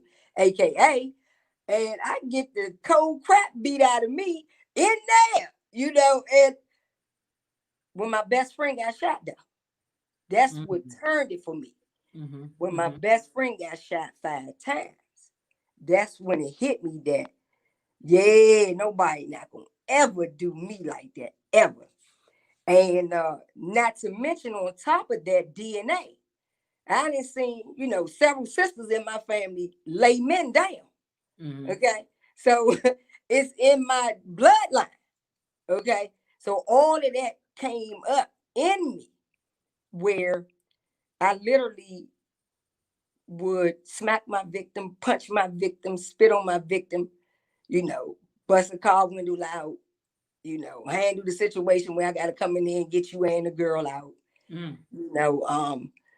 physically, and mentally, and not mentally, but physically, emotionally, and verbally controlling or dictating this person's behavior. And so the abuse is something that we don't talk to. We're something that we don't, talk about at the dinner table. We don't identify that any one of us at the dinner table could be an abuser. We don't say that, victim turn abuser all the time. So that's why everybody at the dinner table should be educated on victim and abuser side, because any one of us can be the victim. Any one of us can be the abuser. But I'm the only one, sis. I'm the only one, okay, saying publicly in the open that I am an abuser. Okay. And I'm a woman at that saying, right? So abusers can identify with me. They say, well, dang, Queen of Fee, this girl, she said, yada, yada, yada. My teen boys and girls, they can identify with me because somebody is saying that they abuse. Come on, sis, all these victims out here, and ain't nobody the abuser. Hello? All these victims, everybody's a victim. Hello? And ain't nobody an abuser. Come on now, it's fake, it's wrong, it ain't real. And you ain't talking about domestic violence unless you're going to talk to the abuser. Because the victim and the abuser play a part in that. And when my daughter got murdered, I talked to her baby father personally. You owe me a conversation. You owe me several conversations because I'm trying to figure out what's going on. See what I mean? Because I want to understand, why would you pull the trigger on your baby mother for nothing? So if we not talking to the abuser, they not inclined to admit or reform. You see what I mean? They not inclined because nobody is not identifying I was an abuser. It's just pathetic when you talking about domestic violence, really. And we got sisters who then been in these relationships with male children. Their male children has watched their mother get beat. And what you think gonna happen to that little boy? But you tell him, nah, shut up. He can't be no punk. I ain't raising no nigga. I mean, I'm not raising no bitch ass nigga. Like we say, because I'm gonna keep it a trillion. Because this the stuff we say to our little boys. You gotta man up. How a little boy know about manning up at 2, 3, 4, 5, 6, 7 years old? You know what I mean? As a parent, you disrespectful. And something ain't right with you. You need some help at that dinner table. You need somebody that you can identify with that is saying, I was an abuser. Period. So when we talk about domestic violence, how is that impacting our community and our youth specifically? Because a lot of times we like to think that domestic violence is something that just adults deal with. And I know as an educator, I constantly see the boys and girls in the hallway running and fighting and playing. And I constantly have to have a conversation with the girls about stop playing all the time. Keep your hands to yourself because y'all playing, then you're going to hit them real hard. And then he gonna knock you out, and it's gonna be a problem because everybody want to play, and people don't want to keep their hands together. So when we talk about how does that directly impact our youth in our community? First of all, I don't know where they get play fighting from. I ain't never had no play fight. Every fight I was in was real. Okay, I don't know where they even concocted play fight at. Where they do that at?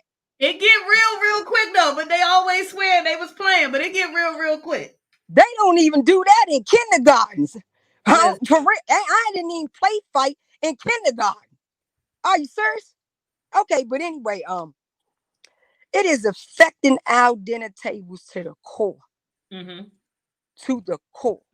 Because when we talk about them tags, we talk about verbal abuse. That's the number one way that someone can tell and identify that they are in an abusive relationship or parent-child abusive relationship. Okay.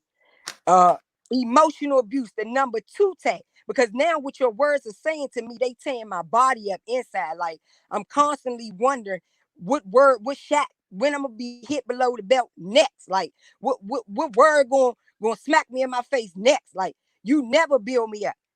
You never have anything positive to really say to me unless it's gonna be for your benefit. And for the abuser, that could be sex, money, time, you know,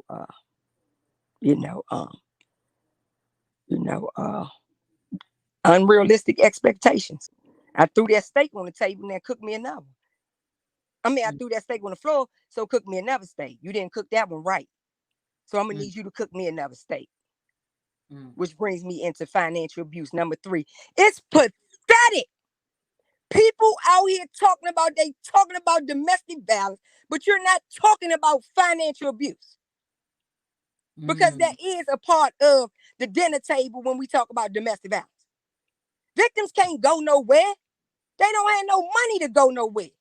Male and female victims. Where they going? Okay, to a shelter.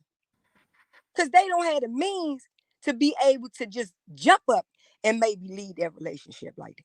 Because the finances have been exhumed in the relationship. Not only that, the abuser will keep the victim pregnant. The abuser will keep the victim pregnant. But that could be a woman constantly getting pregnant by a man who say he don't want no more children. But every time you turn around, she pregnant. It could be by a young girl saying, look, I don't want no more children. But she knows she got to get pregnant. Right? That's a financial trap. It's a financial burden on that person. You drive I just fill my tank up. You drive all my gas out of my car. Bring my car back on empty. You bring me nothing. You put a lock on the refrigerator. You know I don't work nowhere and I need you to feed me and my children. Or you done took the food stamp card and went and sold some of the food stamp money for what you needed to do. And all we got is this little bit of money to get bread, milk, and cheese. Okay? So financial abuse ain't no joke out here. Okay? And sexual abuse is happening in the homes. Sexual abuse happen at that dinner table by somebody we know, somebody we frequent. Okay? And sexual abuse happens to little boys just as much as it happens to little girls.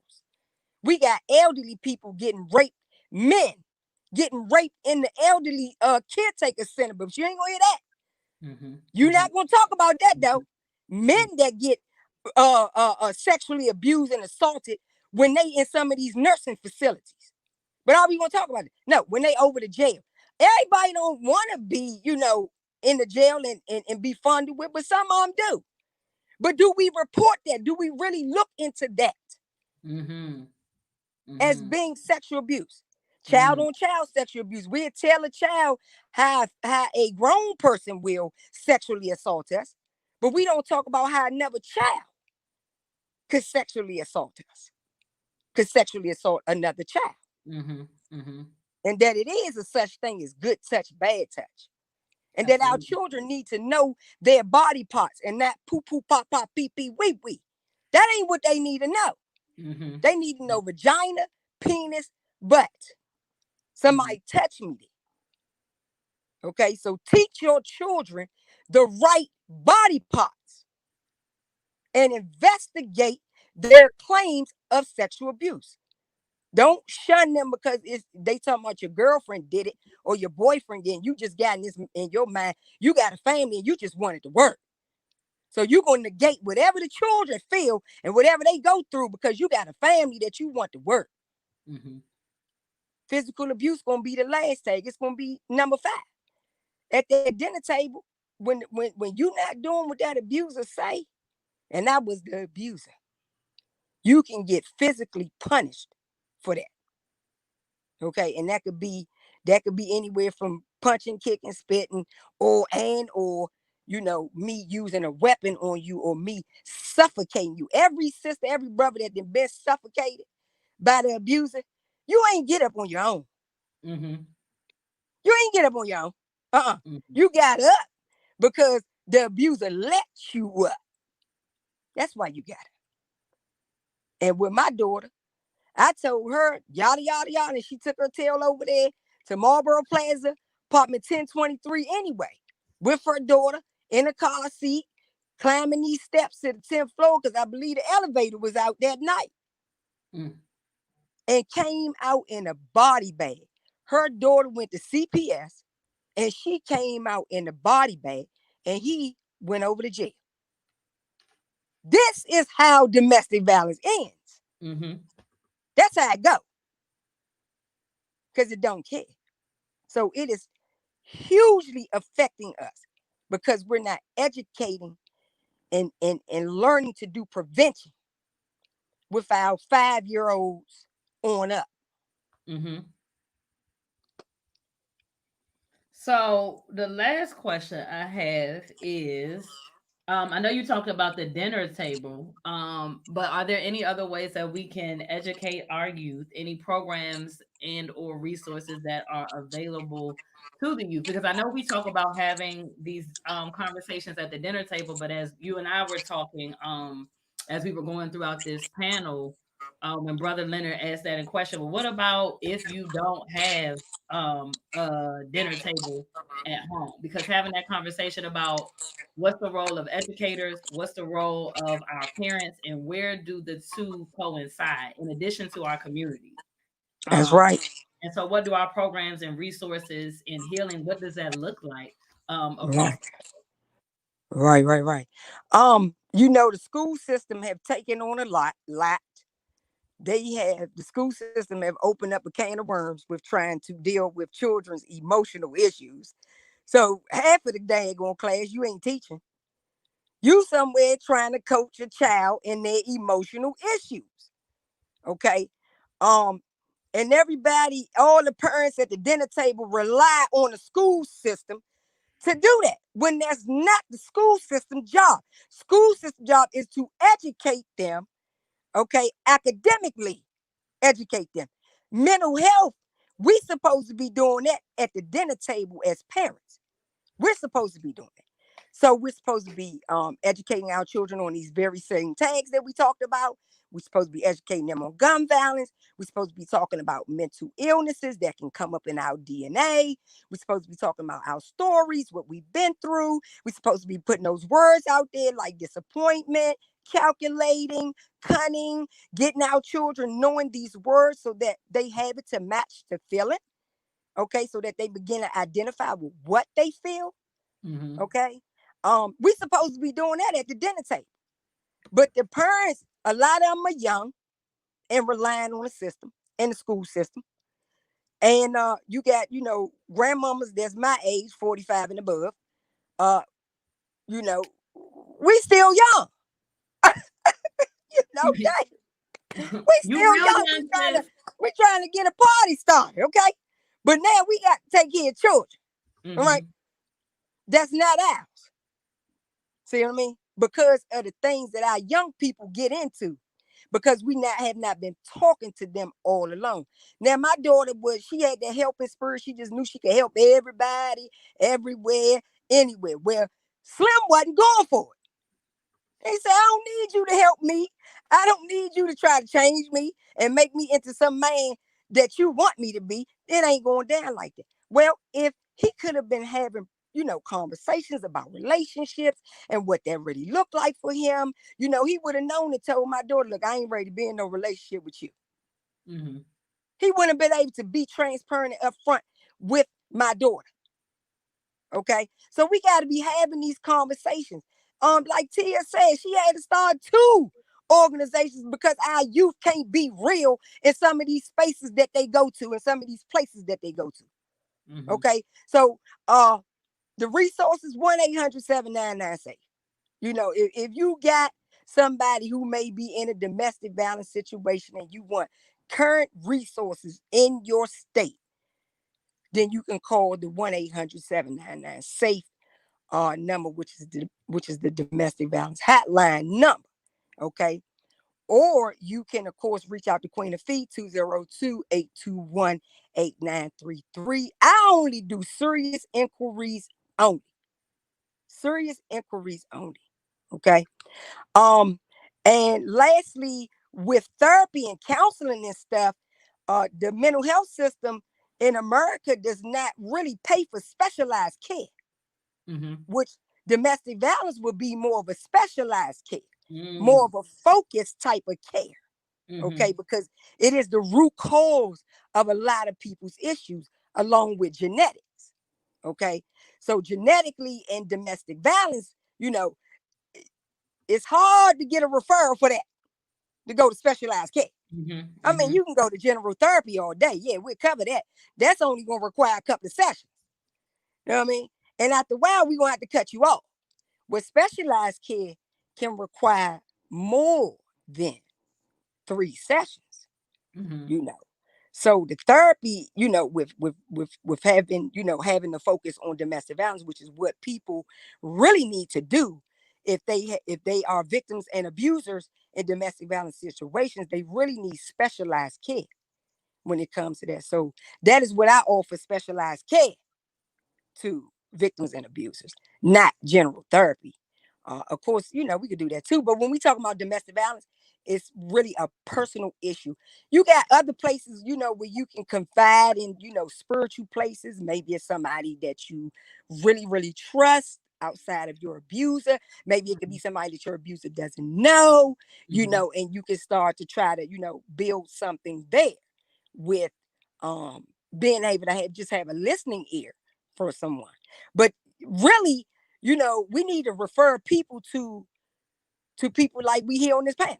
You need to refer them out, because domestic violence is a very serious issue and a very delicate issue to be trying to help somebody with and don't understand specialized care.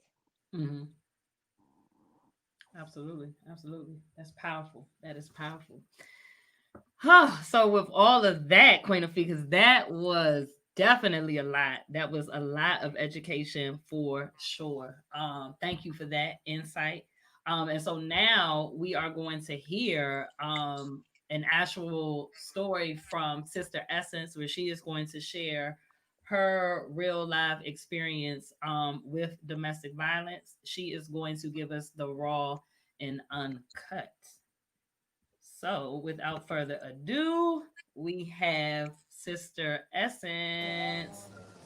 How Hello. are you, love? Find yourself. I'm wonderful. Thank you so much for being with us tonight. We know that you are trying to be in 2 places at one time. You are for Dad's birthday. Happy birthday, Dad. So how are you tonight? Of course, I want to know how you are, who you are, and why this panel is important to you. Okay. So as she said, my name is Essence. I am a domestic violence and gun violence survivor. Um, I'm from DC. This panel is important to me just because I was able to have a second chance at life, and I would like to be able to be that go-to person for anybody else that is or has been in my situation. Um, March 20th of last year, I was coming home from work, and someone that I was in an intimate relationship with sat outside for I don't know how long, and waited for me to come home. As I entered the garage to my apartment building. Hello.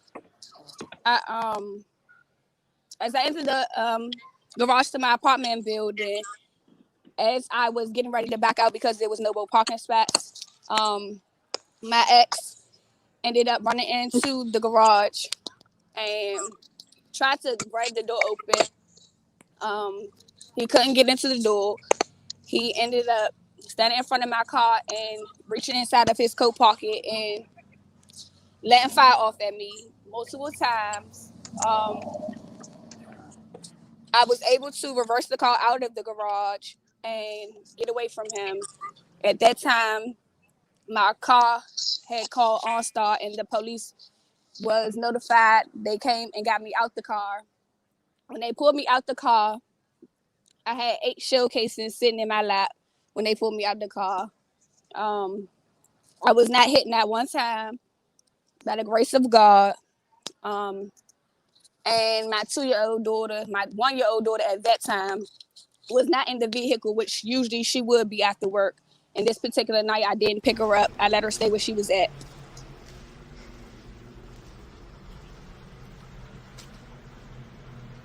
So that he had then fled the scene. He was arrested and he was only sentenced to 4 years. He will be being released September of 2022. Um, with that being said, uh, I would like to see other people not have to go through the same thing. Just a week ago, I buried my uncle to gun violence. Um, I also buried my brother 2 years ago to gun violence.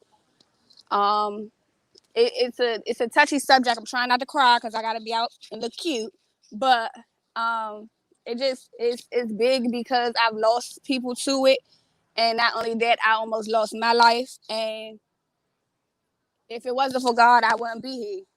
So now that I am here, I feel like I need to be the inspiration to other females that's in my situation that's dealing with domestic violence or gun violence, anything of that sort.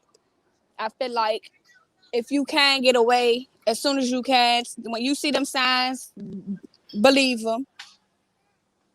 Don't believe the I love you, none of that. If you got family or friends that's really trying to be there and really trying to help you and they really care about you, listen to them. Because I was that person for years that would not listen.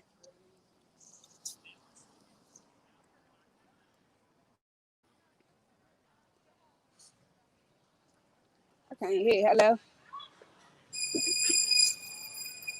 Can y'all hear me?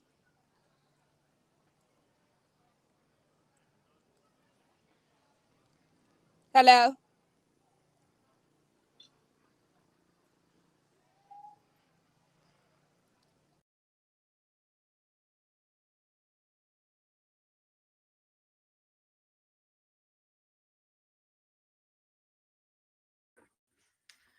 I believe her phone died.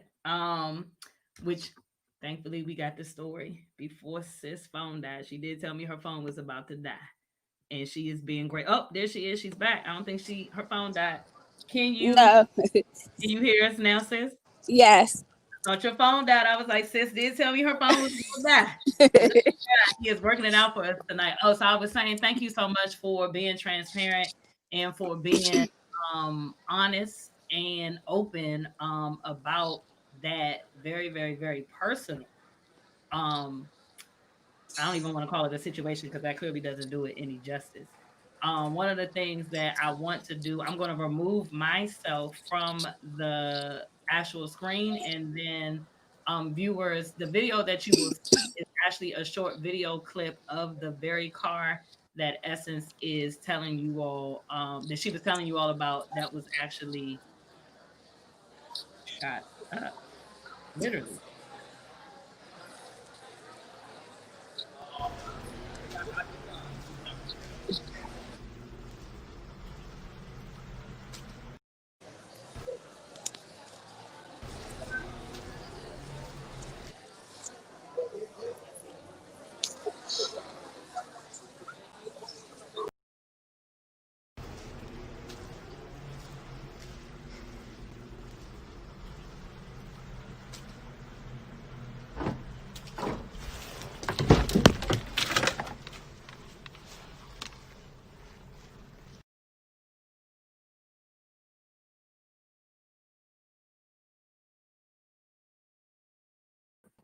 So as you can see, ladies and gentlemen, that was the actual visual of the car.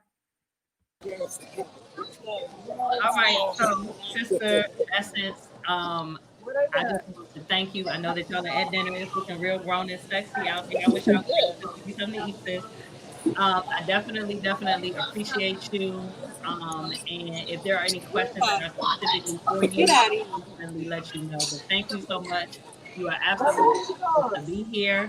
You have survived a lot, and thank you for being a voice and an inspiration to our young people. Thank you. Enjoy dinner, my love. Thank you. If it's your birthday, make some noise, noise.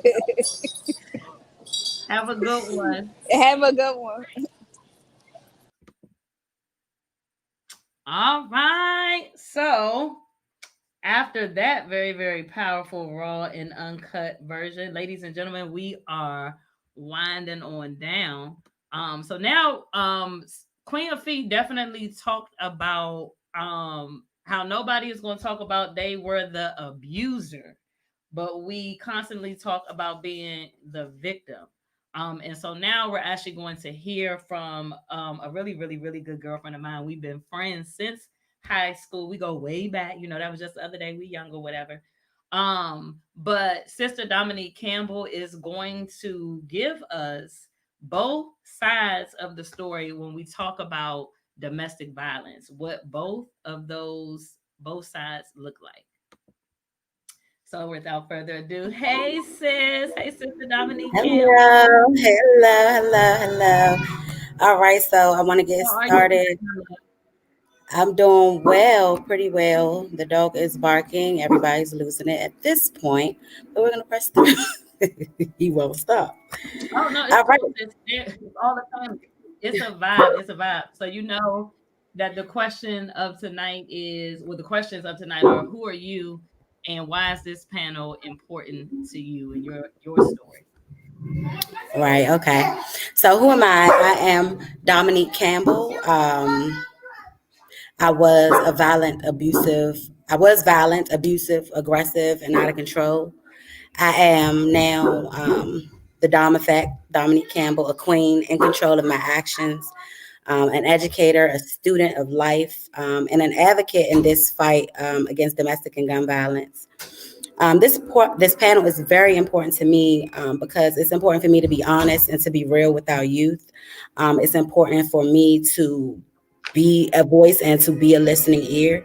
It's also important for me to hold each of us accountable, as well as myself, for our own actions. I come with knowledge and personal experience of both sides of the spectrum, which is better summed up as mutual couples violence, where I'm in a relationship where I accept certain behaviors, but I also contribute to negative behaviors, being disrespectful, taunting, provoking, demeaning, and just using my gifts for evil. My tongue was vicious in itself. I could, just as well as I could build you up, I can cut you down. And it just came from, you know, generations, dinner table talk. That was our conversation. That was how we communicated with one another. So just in that background and how we use sarcasm and things of that nature in the Black family that tear one another down. So just having those quirks in place where we know that we are speaking ill will against someone, where we can also be speaking life into someone. But even when I thought of being disrespected myself, I would ponder on it. I would boil and I would fester and I would let it eat at me, and I would just let that thing grow until there was no more control. I almost killed myself and two other people that I'm really, really close with and near and dear to my heart to this day, which I could have tragically ended all of our lives. We all had children at the time. My girlfriend and my ex were riding in a car. And because I'm in my feelings and because I have no self-control, I just erupt. We're at a red light. I didn't care about anything or anyone. And it's just dangerous to be in that state and dangerous to be out of control. I'm in a red light. I'm in a car with someone else driving. But in my head, I'm just thinking about all the things. And then I just explode. So we're at a red light on Eastern and Rhode Island Avenue. And it was kind of like the opposite of Miss Yates' story, with Nikisha's story, where she is drive, well, she's the passenger and she's going off and this, that, and the third. And the driver goes off. Well, I'm the passenger and I'm just sitting there with my own life in somebody else's hands. And I thought it was wise enough for me to lose it in that moment, or I didn't think, should I say. And so riding down, letting thoughts roam fester. So we come to a red light, busy intersection, and I just react. I start punching, kicking. My first thing was the kick. I riffed back and I used my foot and I kicked it right across the just right across his face, as he's driving. So of course, the foot slips off the brake. We're gliding into traffic straight through the light, and like I said, I lost it completely. And when I come back to my senses, now I got to realize, I got to fight for my life because he's about to kill me. And so we never really think that literally, but that is a real thing. We are not in control of what someone's actions or reaction is to us, but we are in control of our own actions. So I got hit so hard after that I could barely see. But my response still was, how could you do me like that? How you hit me like I'm a nigga? How dare I then be offended in the response? It's no such thing as fair fighting. There's no, like Queen said, there ain't no play fighting. We ain't playing, you playing, or you fake playing. Either way, we ain't playing, So if I felt threatened or disrespected, I would physically react, which is deeply rooted in the Black community. In many cases, it's acceptable to use physical force when we feel a certain way. It's time to get us out of our feelings and into our heads and into our thoughts and into our actions, and being responsible and respectable. Because I know growing up, I learned a lot from people around me. We pick up stuff from people in our neighborhood. We pick up stuff from friends. We pick up stuff from adults that we admire. Sometimes good, sometimes not so good. But because of the way we have our family dinner time conversations, or the lack thereof, and family secrets and the unspokenness has just left us misguided and self-righteous, and oftentimes in denial. We see signs, we ignore them. We are accustomed to physical abuse, so we've learned them and we allow it to be in our lives as normal. We have normalized these things to such a point, like Sister Tia said, a gun sitting around you is like a cell phone sitting there. That's not normal. We engage out of emotion. We believe it's the expression of love to be physical with one another. We think, oh, he loved me. We fighting, thinking that's cute. No, it's not cute. And in fact, it's a way to an early grave or an early jail cell. And it's not just women. It's not just men. Either person can be on the other end or the receiving end of it. If we can just learn to recognize and take ownership in our own actions, we can be quite effective. Because these are all within the realm of our control, and it can start with and end with us. I just want to express the importance of self-control as well as accountability. We are responsible for what comes out of our mouth. We are responsible for the level of respect and how we address other people. We are in control of those things. It is not okay to be disrespectful. It is not okay to be demeaning. It is not okay to be all provoking. Some will say that there's no excuse for a man hitting and vice versa. I have to agree. However, I want to be very honest and very clear that you cannot control someone's reaction to your actions, but you can control the way that you act. It comes with practice, and it comes with willingness to learn. It's not easy because, like I said, it's generations of this. It's generational. We have not always looked to this side of the story. So we have to look within us, and we have to look outside of the things that we've been taught or we've seen or that we grew up, and we have to seek more. So this start that I've seen so far is that the mandatory SEL, which is social emotional learning, that has been in the school. And I know that, it is a village, it takes us all to do it together. That being taught in school daily for my 5-year-olds, my kindergartners, teaching them accountability, responsibility, respect. I see how their conversation is different. I see how they respond differently, but it starts with us starting with them. And it also starts with accountability within ourselves. But as we say, it's necessary that we do our part as an educator, but also it starts as a village, and it starts at home. But just as the youth said, as Zaria stated, these children want out. They want no parts of it, and they have lost hope and can't find it. So we have to carry that light and pass it on and give it to them to light their path on the way to their destiny. Because when we become aware, we are no longer ignorant. We are not allowed to say we don't know. So being taught the value of life and self is just very important. We have to be taught those things. We have to learn the value of life and learn the value of self, because as we said, we no longer respect those things. Those things don't have value anymore to us. So at every stage in every process, I just think it's necessary for us to be taught for that stage in our life, responsibility, respect, and how to level up. We have to learn how to treat one another, be good to one another and ourselves first, because oppression goes back several generations. So we need to encourage ourselves, uplift ourselves, and affirm ourselves. And it will take a lot of unlearning and relearning. But if we stay the course and not look down on our youth, I think we will see them if we see them as the gems and the leaders of tomorrow, because they are, then they will only know to shine. If we just show them that's all they will know. So I think that it's important that we just start, like they say, at 5, at 3, at now. I have a 3-year-old. Like, as soon as communication is necessary, you have to instill these things in our youth. And that's just pretty much all I have to say about that. That was a lot, but thank you for letting me share. I really appreciate it. Yeah, thank you. All right, Sister Dominique, thank you so much for giving us both sides. Very true, very, very, very true indeed. How we contribute our actions. We are only responsible for ourselves, and wanting to respond versus react. Hello, that's a word right there. So thank you, Sister Dominique. We will hear from you shortly. Now we're going to move on to our last panelist before we get into you, the viewer, the people's questions.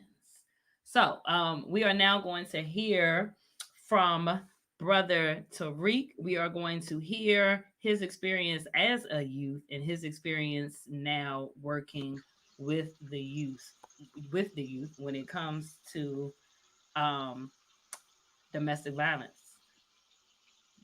Good evening. Good evening, Brother Tariq. How are you? I'm busy. I've been moving around since this whole broadcast. I, it's good to be here and share. Um, like you said, I work with youth.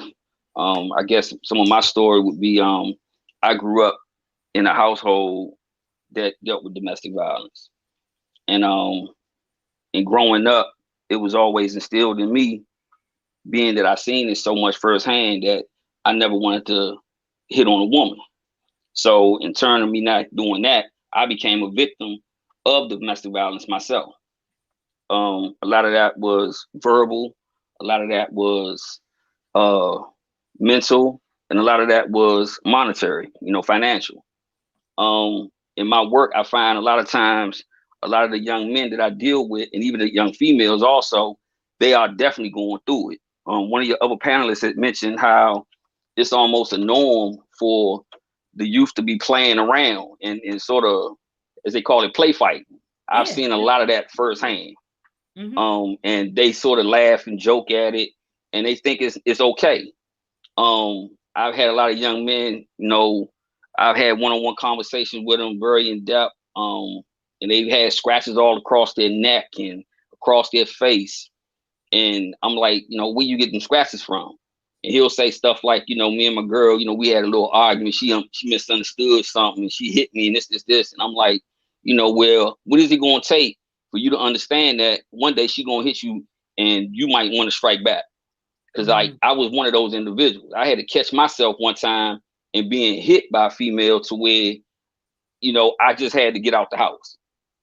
And then me getting out of the house or trying to get out the house, and then all the noise being called, the police was called into it. And once the police got there, the first thing that was said was to her, did he touch you? Nobody looked at me, and I'm sitting here with scratches and bruises on myself.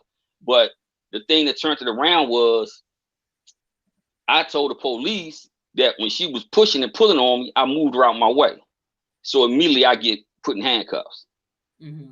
Now I'm fighting for my life because I just come home. So now I'm back down road. I'm on, violation. I'm dealing with all this, but it never really dawned on me yet that I was dealing with domestic violence. Then later on, you got situations where, I heard somebody saying about using kids as a monetary value. I had to deal with that situation, because me and her weren't getting along, and because I had stepped out and was doing me now, and I'm doing good and I'm getting on with my life. All of a sudden, as you can't see the kids, you can't do this, you can't do that. You need money for everything, and I'm constantly steadily giving money, but nobody's telling me that outside of what I'm paying for my child support, that's a gift. You see what I'm saying? Whereas I'm fighting to get joint custody, she ain't trying to allow me joint custody. I can take care of my kids. I got a place, I'm working, I'm doing what I'm supposed to be doing, but you trying to use that as a game for yourself. So, I mean, it can definitely be used against you. And I try to find ways in which to tell men and even to educate women, because, how I came about learning this was really by divine nature through Queen Afia. Through an organization that I was doing some work with, Queen Afia came out to speak, and some of the things she was saying, it started really triggering in my head. And I'm like, wait a minute, hold up, I dealt with that. And I'm like, damn, that's domestic violence, because like I said, growing up, I always and only thought of domestic violence as being that physical piece. And I only thought of it as being something that a man, did to a woman. I never looked at it in the reverse. And I never looked at these other traits of, domestic violence. So it's scary, because you got so many women out here that really don't understand that they are, the arbitrator. You got so many young men that don't understand that they are the victim. You got so many older guys that don't understand they're the victim. And it's difficult, because when I step out and I tell people, some of my story, and I sort of explain the things, the first thing I get is the little smirks and the little laughs and things like that. They're like, women, hold up, you a dude and you can talk about being a victim. But then once I start breaking the story down, that's when the room starts to get quiet. That's when the women start to drop their heads. That's when the guys start, not looking so, stuck up in their chest. They start swelling, their swelling start going down a little bit, and then they starting to think a little bit, and that's what I get, that sort of that aha moment, because you start seeing them lights start to come on in the room. You know what I'm saying? And that's what I'm trying to push out there by really getting a lot of people to understand that no, domestic violence is not good, but it's not good towards anybody. And a lot of times the domestic violence, be it even financial, be it even verbal, what may have you, it can lead to a lot of other things. Because I know a lot of young men that went through domestic violence, not even knowing about it, but they the trigger men out here. And it's because, you got some female talking down to you, she belittling you, you know what I'm saying? And you feel like you lesser than, so you got to prove yourself, and she to put you out there on Front Street. Or you got a situation where you a young man that's growing up in your household, and mama telling you you ain't nothing, you just like your damn daddy. So now you ostracizing the kid, you demasculate. You know what I'm saying? What he got to grow up to be? You know what I'm saying? Because anything he do attributes to him being like his father. So you don't understand, as a mother, you're attributing to, his demise of going through domestic violence through his mother, to where now when he gets older, he's going to date women that's like his mother, and he's going to be dealing with women that's going to be, ostracizing him, belittling him, talking real, raunchy to him and whatnot. You know what I'm saying? So it's going to be a thing to where that can be catastrophic. And a lot of people don't understand that. And that's the thing that I find is almost like a battle that I've been dealing with. I think for almost, I don't know, probably the last 5-6 years I've been with Queen Afia. Because like I said, when I first met her, you could have never told me that, I was a victim. I was a dude that ran the street. I carried the guns. I sold the drugs. I done time. You weren't gonna tell me I wasn't no man. And the thing of it is, you can't tell me I'm not a man, because I am a man, but I'm a man that went through domestic violence. Absolutely. And I'm a man that was a victim. And that's the thing that a lot of people got to sort of change the vernacular of, and change their understanding and their thinking on. Absolutely. Because it doesn't necessarily have to be that physical, because the way I look at it, I've been shot, I've been stabbed. I done dealt with all types. I done walked in the hospital 3 times in my life with doctors telling me they didn't think I was going to make it. With all of those wounds that I've dealt with, the wounds that hurt me the most is the ones that's inside that you don't see. Being called out your name, being, told that you ain't nothing and so on and so forth, for who knows how many years and by how many people. Those are the things that hurt us the most, those inner wounds. So a lot of times you got kids that's out here and they growing up with that stuff in their households, through their family members, through their girlfriends or boyfriends and things of that nature. So those are things that a lot of us have, somewhat dealt with in a sense, and we really don't even understand. Come on now. Look. Hey, Auntie Jasmine. My daughter's niece just said, my daughter's aunt, poor thing. She just said, preach, brother Tariq, preach. So the people are going off in the comment section.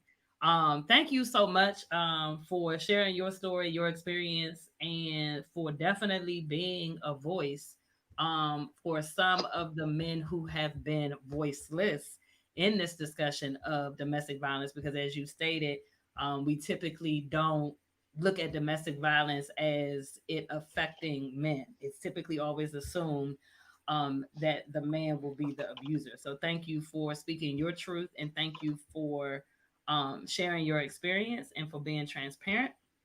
And so what we're going to do now, we're going to transition into the moment that we've all been waiting for. Drum roll, please. My little drum roll is ratchet. I normally have the kids do it, but it's COVID, so they're not here.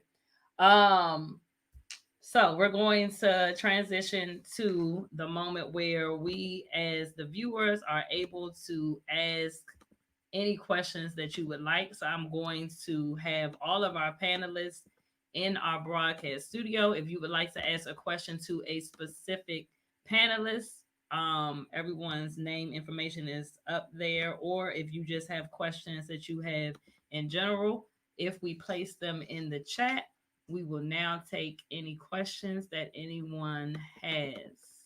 Oh, and also, Mr. Cuevas, I'm not sure if you're still here, but if you are, you won. You definitely won the domestic violence trivia. The question was correct, 80%. Let me look at the question. I remember that being the answer.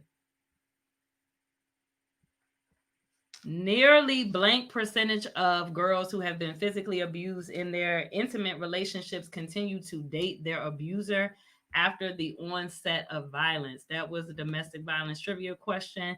And Mr. Cuevas was the first person to answer it correctly. Miss McCurdy says you were right after him.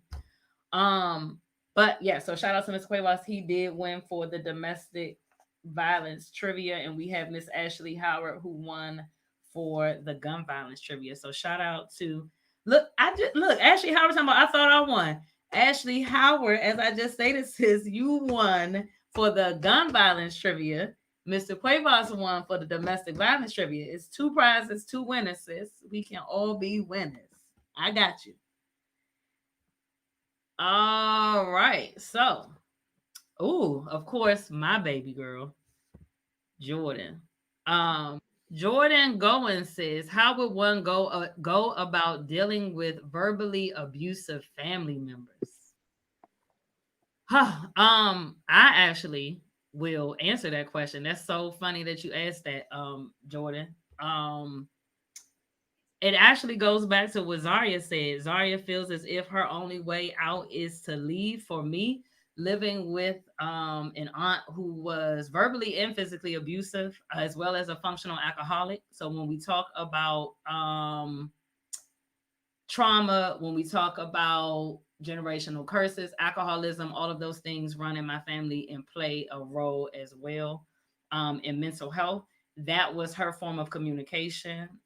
Definitely something she learned, as Dominique spoke about, in our community, how we learn how to speak to each other, authoritative parents. And so for me, Jordan, there was nothing I could do, sis. I remember, I will never forget, I went to school at the end of 7th grade, black and blue. When I tell you she beat the dog blank out of me, she really, really and truly did. And I didn't do anything. I just, in the 11th grade, when I was old enough to leave, as Arya said, that was my goal, to get the hell out and to get away from her. And I did. And I very rarely look back. So pray for me. Any other people on the panel when we talk about the abuse, the verbal abuse from family members? Verbal abuse is the number one killer of relationships at that dinner table. What we say to one another can make the next person go crazy. Okay. So growing up, especially if your parents' leadership, whoever that leadership is at your dinner table, and mind you, the dinner table can travel. It can be in foster kid system, it could be in the jail system, it could be at your grandmama's house, it could be in the back of a car. Who is that leadership that is raising you? It's hard to kind of get away from that language, and depending on your age too, you know. And then the other thing about verbal abuse is the system don't lock you up for verbal abuse. They don't, take parents to jail for verbal abuse. Hello. So that's the unfortunate part, because then it would be a solution if we could get the parent potentially arrested or maybe some help, summons them to help for verbal abuse. But unfortunately, domestic violence don't work like that. The number one way and the number one killer of relationships is verbal abuse. Mm-hmm. So parents got to be willing, or leadership at their dinner table got to be willing to say, okay, I'm sorry. I didn't mean to talk to you that way. Mm-hmm. But, since the South then groomed us, and we know the South got more secrets than Vegas do, parents not going to admit to be wrong about saying something to the child. So who would be willing to listen at your dinner table that you feel like they verbally abused you? Would they be willing to listen? Would they be willing to change and to take into consideration your issues with, or your concerns about the words that they use towards you? Is it some way that you can begin to maybe change your language to try to be not an example for yourself and maybe an example for them? How can you take that stand when everybody at your dinner table, that's how we talk to each other? Mm-hmm. Yeah, that's crazy though, because that's what I was thinking as well. Like, just take the last part you said, taking accountability for what you can do. Just trying to keep your light on because you are in that situation. If you are a child, if you're not, you can detach yourself from that situation and have boundaries set. If you're a child, you just have to instill within yourself that I'm going to keep my light on. I'm going to try to do what I can do to stay active and stay away from this negativity and ensure that it doesn't infect me and poison me, and I don't carry this throughout my life. I actually had a friend right now recently go through a tragedy where one of her sisters attempted suicide due to her feeling I guess not encouraged, her feeling having low self-esteem and things of that nature, which was deeply rooted in the fact that her older sister always made fun of her and she just never could let it go. So it's just very important that we are watching what we do and what we say and how we treat others, and that we are not carrying those things onto to the next person, but also ensuring that we're not letting it poison us either, because it's easier said than done, but um, it's possible and it's necessary in order for you to be healthy.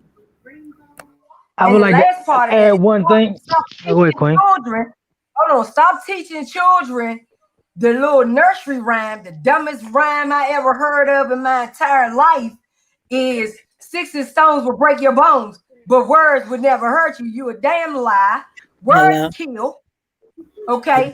And they cause our young people to kill themselves and cut and be mischievous in their mindset, and not have the communication skills that they need to be able to go out there and face that world. So stop lying to them about that old school adage.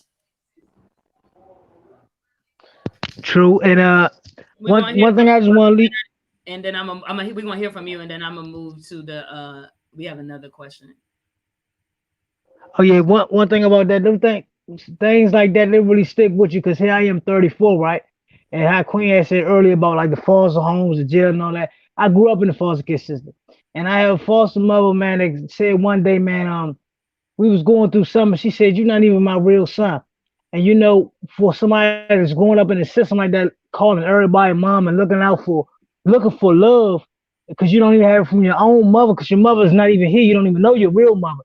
It hurts, and it still hurts me to this day. So I got emotional in my feelings just about that because it's still here. Do I hold any grudges or anything? No, but it still hurts. So I treat everybody with love, but it sticks with you for a while. You know what I'm saying? It's still here sticking with me. So I just wanted to add that. That's just real. For sure, brother Leonard. I definitely feel you. Both of my parents were on drugs, so neither one of them raised me. And to live from person to person and household to household, and to have to deal with continuous trauma in Jordan, verbal abuse, physical abuse, sexual abuse, a multitude of things. I too am a suicide attempt survivor. And so, as Dominique stated, it is not easy, but it can be done.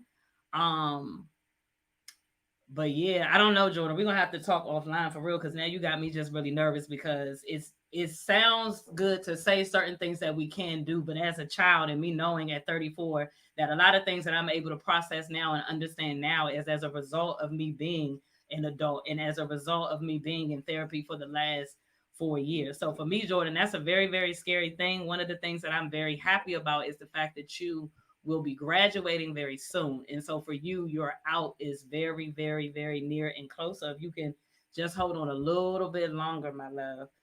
But we as adults have to be open to change, and open to reflection, and open to hearing our children say, when you said that, that really made me feel a certain type of way, and being willing to heal and to change that.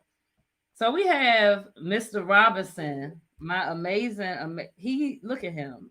He's our history teacher at Dunbar High School, and he is on here irritating my spirit and my soul with these deep questions that he's given. So Mr. Robinson said that we have heard the saying that it is never acceptable for a man to hit a woman. But how do we really hold our women accountable for the role that many play as far as this very arbitration? Mm. I'm gonna start with this one too, because it's so funny. Dominique and I talk. We definitely have had this conversation, and for me, I actually was looking for the clip. There's a clip, if I love me some Ratchet TV, of marriage boot camp, and as soon as me and Dominique saw each other, we was like, "Sis, did you see it? We need to know, because I need to know how you feel about it." Tahiri, she gets upset, she's screaming, she's cussing, she's doing all of that, all up in somebody's personal space, and she gets angry, and she ends up selling apples, multiple apples. You can hear these apples hit this man in his chest. You can hear the impact of the apple hit him multiple times. Nobody says anything, everybody just looking dumb. Fast forward a few minutes later, they are now speaking to the judges, or whatever you want to call them, and as she begins to talk, he loses it, and he gets up and he attempts to choke her. Now, everybody immediately stops him from choking her. It's a big deal. He got to be removed from the house. It's all of these things. And so when I saw my sister, we was like, hold on, what did you feel? Because I just want to make sure. Because I had a knockdown drag out fight with another one of my girlfriends who was just like, no, it doesn't matter. A man should never hit a woman. But I'm like, a man is human. So for me, Mr. Robinson, the first thing we have to do is understand that everybody is human. And so, like I teach the children, I teach the youth, even when they playing now. If you don't have enough self-control, as Dominique talked about, if you don't have enough self-control to keep your hands to yourself, who's to say the person that you're hitting is supposed to now have enough self-control to hit you with the girl level hit, whatever that is, or to not hit you as if they are not human? So at the end of the day, I know for me, it really is about educating and teaching, changing the narrative, point blank in the period, because that's something that we're taught. We are always taught, as Queen Afee said, get up, you two crying, shut up, boys can't do this. That's what we are taught. And so that's something that we have to continuously teach our youth, and be the example as a woman to keep my hands to myself, and to work on how I react and how I respond. I'm trying to really respond versus react. That's the problem now. Working on what I say, how I speak, and what I'm showing someone, and working on my own triggers and traumas. But yeah, we got to just start with a conversation, because this is what we're taught. We're taught, men are taught, keep your hands to yourself. Somebody can treat you anything. And you're supposed to just take it and take it and take it. And that's not what I teach my daughter. She's 12. That's not what she's being taught. That's not what I teach the young ladies that I teach or mentor at all. Anyone else? I think. Yeah, I just also think that it's important. You go ahead. Okay, I was just saying, I think that it's important that we acknowledge immediately, like the way that we respond to men's action. I mean, we don't respond until they react. It doesn't matter what's being done to them. It doesn't matter how they're being provoked. When they react, that's the only thing that we see. So my thing is going to that starting point and acknowledging, and also confronting the situation head on. When, like you're talking specifically with the incident that you're talking about, it was on live TV. Nobody responded or reacted as that woman was disrespecting, degrading, and assaulting that man. Nobody said anything. It was okay. That is not okay. And nobody ever even told her to take responsibility for her actions. And I think that's where it starts. The conversation starts before he responds. It starts at that first action. And I think that's where it lies, where we all have to have self-control, and it kind of goes all back into, learning to control ourselves and not trying to control someone else's response to us. All right, go ahead, Queen. Bring us I home. wish that. I mean, that's easier said than done, and that's gonna take a long time.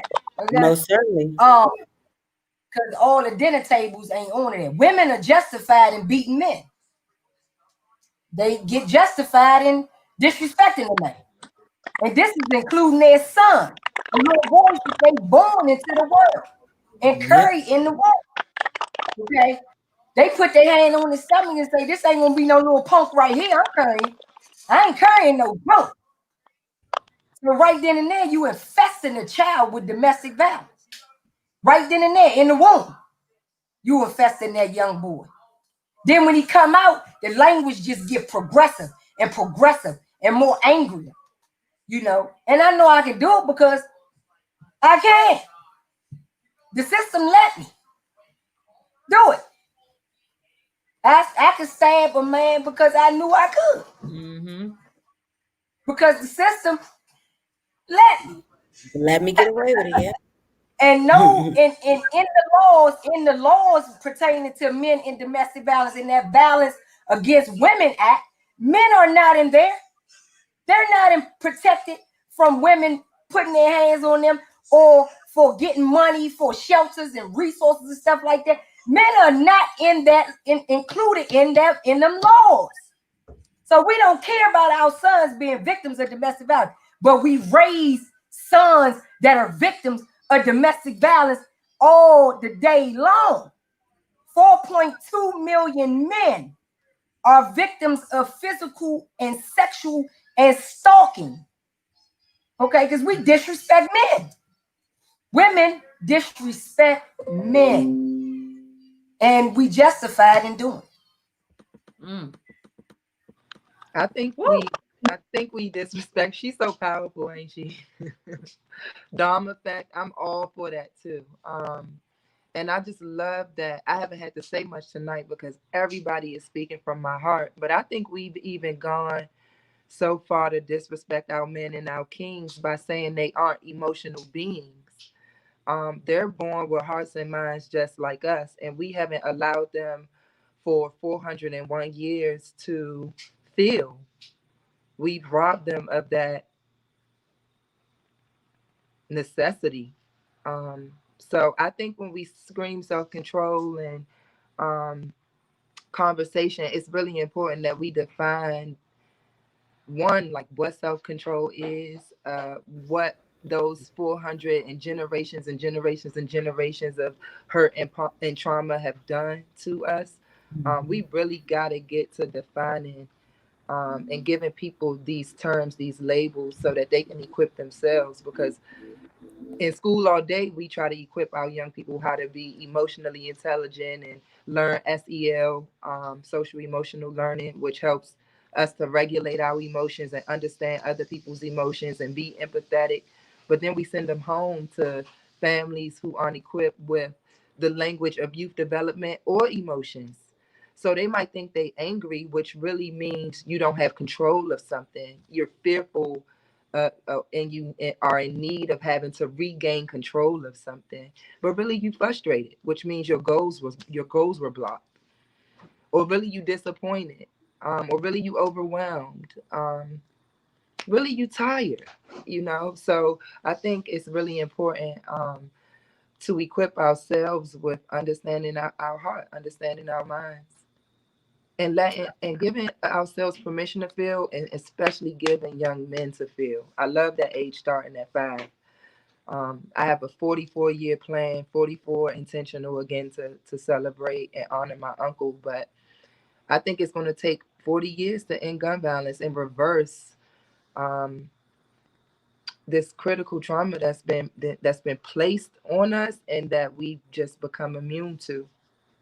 And it starts with emotions, it starts with thoughts, it starts with conversation, it starts with healing and not fixing.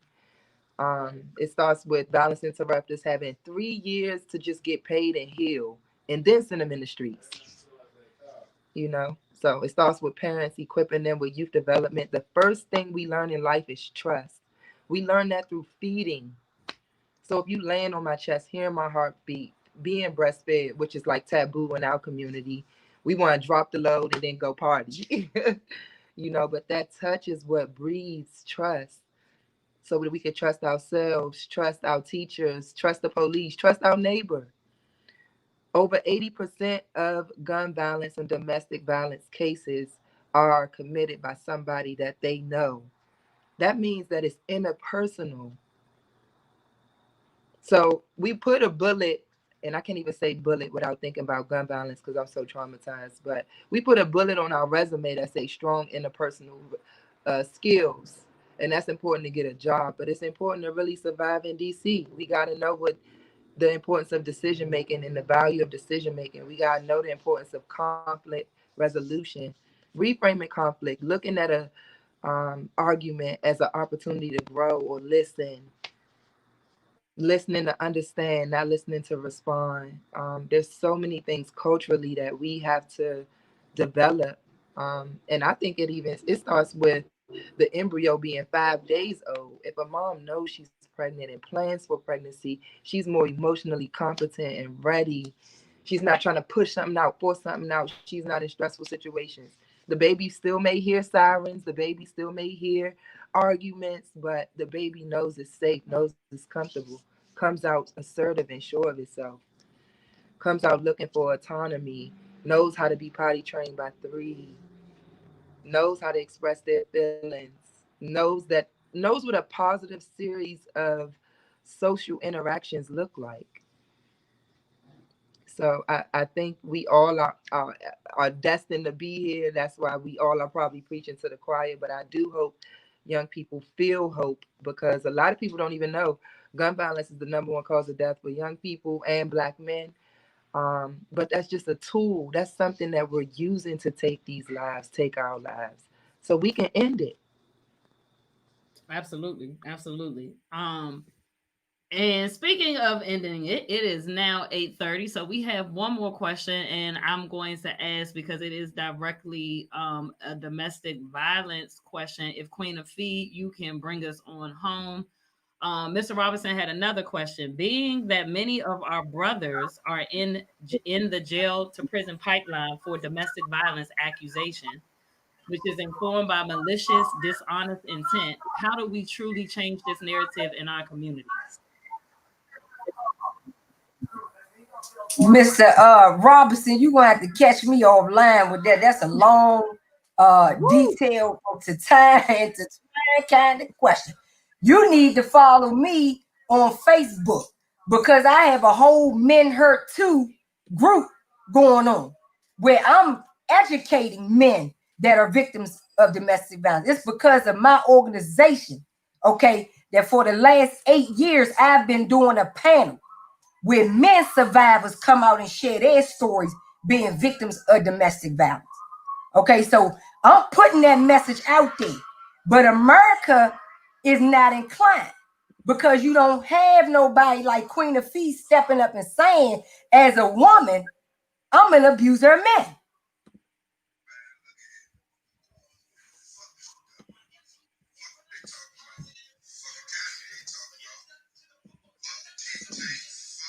Sis, you want to close it? You want to say good night? Thank you, everybody, for chiming in. No, I definitely do. I was trying to put the picture. I was cropping something, sis. I was cropping something. Oh. So I can have our last little slide up. That's all. That's all. And Mr. Robinson, there is no resource number really that is, associated with men in domestic violence. There's a lot of programs in the area for men that are homeless, but we're talking about specialized care. Men need specialized care when it comes to domestic violence. They need specialized care because many of them do not understand where it started. They don't understand how they became the shooter. They don't understand where it came from. But once again, these programs out here, when I go into the school system, I ask for a group of men, an all boys session for domestic violence. These young boys cannot fathom the message that I bring. They be shocked, do not believe it, be wishing that their mothers, their grandmothers, their fathers was all in the session with them to hear. So this area here, DC, I'm cracking them down. I'm cracking them down with it. But, a lot of places and spaces ain't familiar with saying that, as a woman, I'm an abuser. Or as a young man saying, I'm the victim of domestic violence. Thank you so much, Queen Afi, for attacking that very loaded question. Shout out to you, Mr. Robinson, for always giving us something to think about. We love you, Mr. Robinson. I'm gonna text you on this group chat shortly. So that being said, I definitely want to thank everyone. I would like to thank all of our viewers who tuned in tonight. I would like to thank all of our panelists. Thank you for your time. Thank you for being a part of the village. Thank you for being a part of the conversation and a part of the solution. If you are looking at the banner at the bottom of the screen, for more information and resources, please contact. There's a number for you to contact for gun violence. There's a number for you to contact for domestic violence. And the last thing I will leave you with, other than for you to be safe, for you to be great, and for you to make good decisions, and for us to end domestic violence and gun violence, is these resources.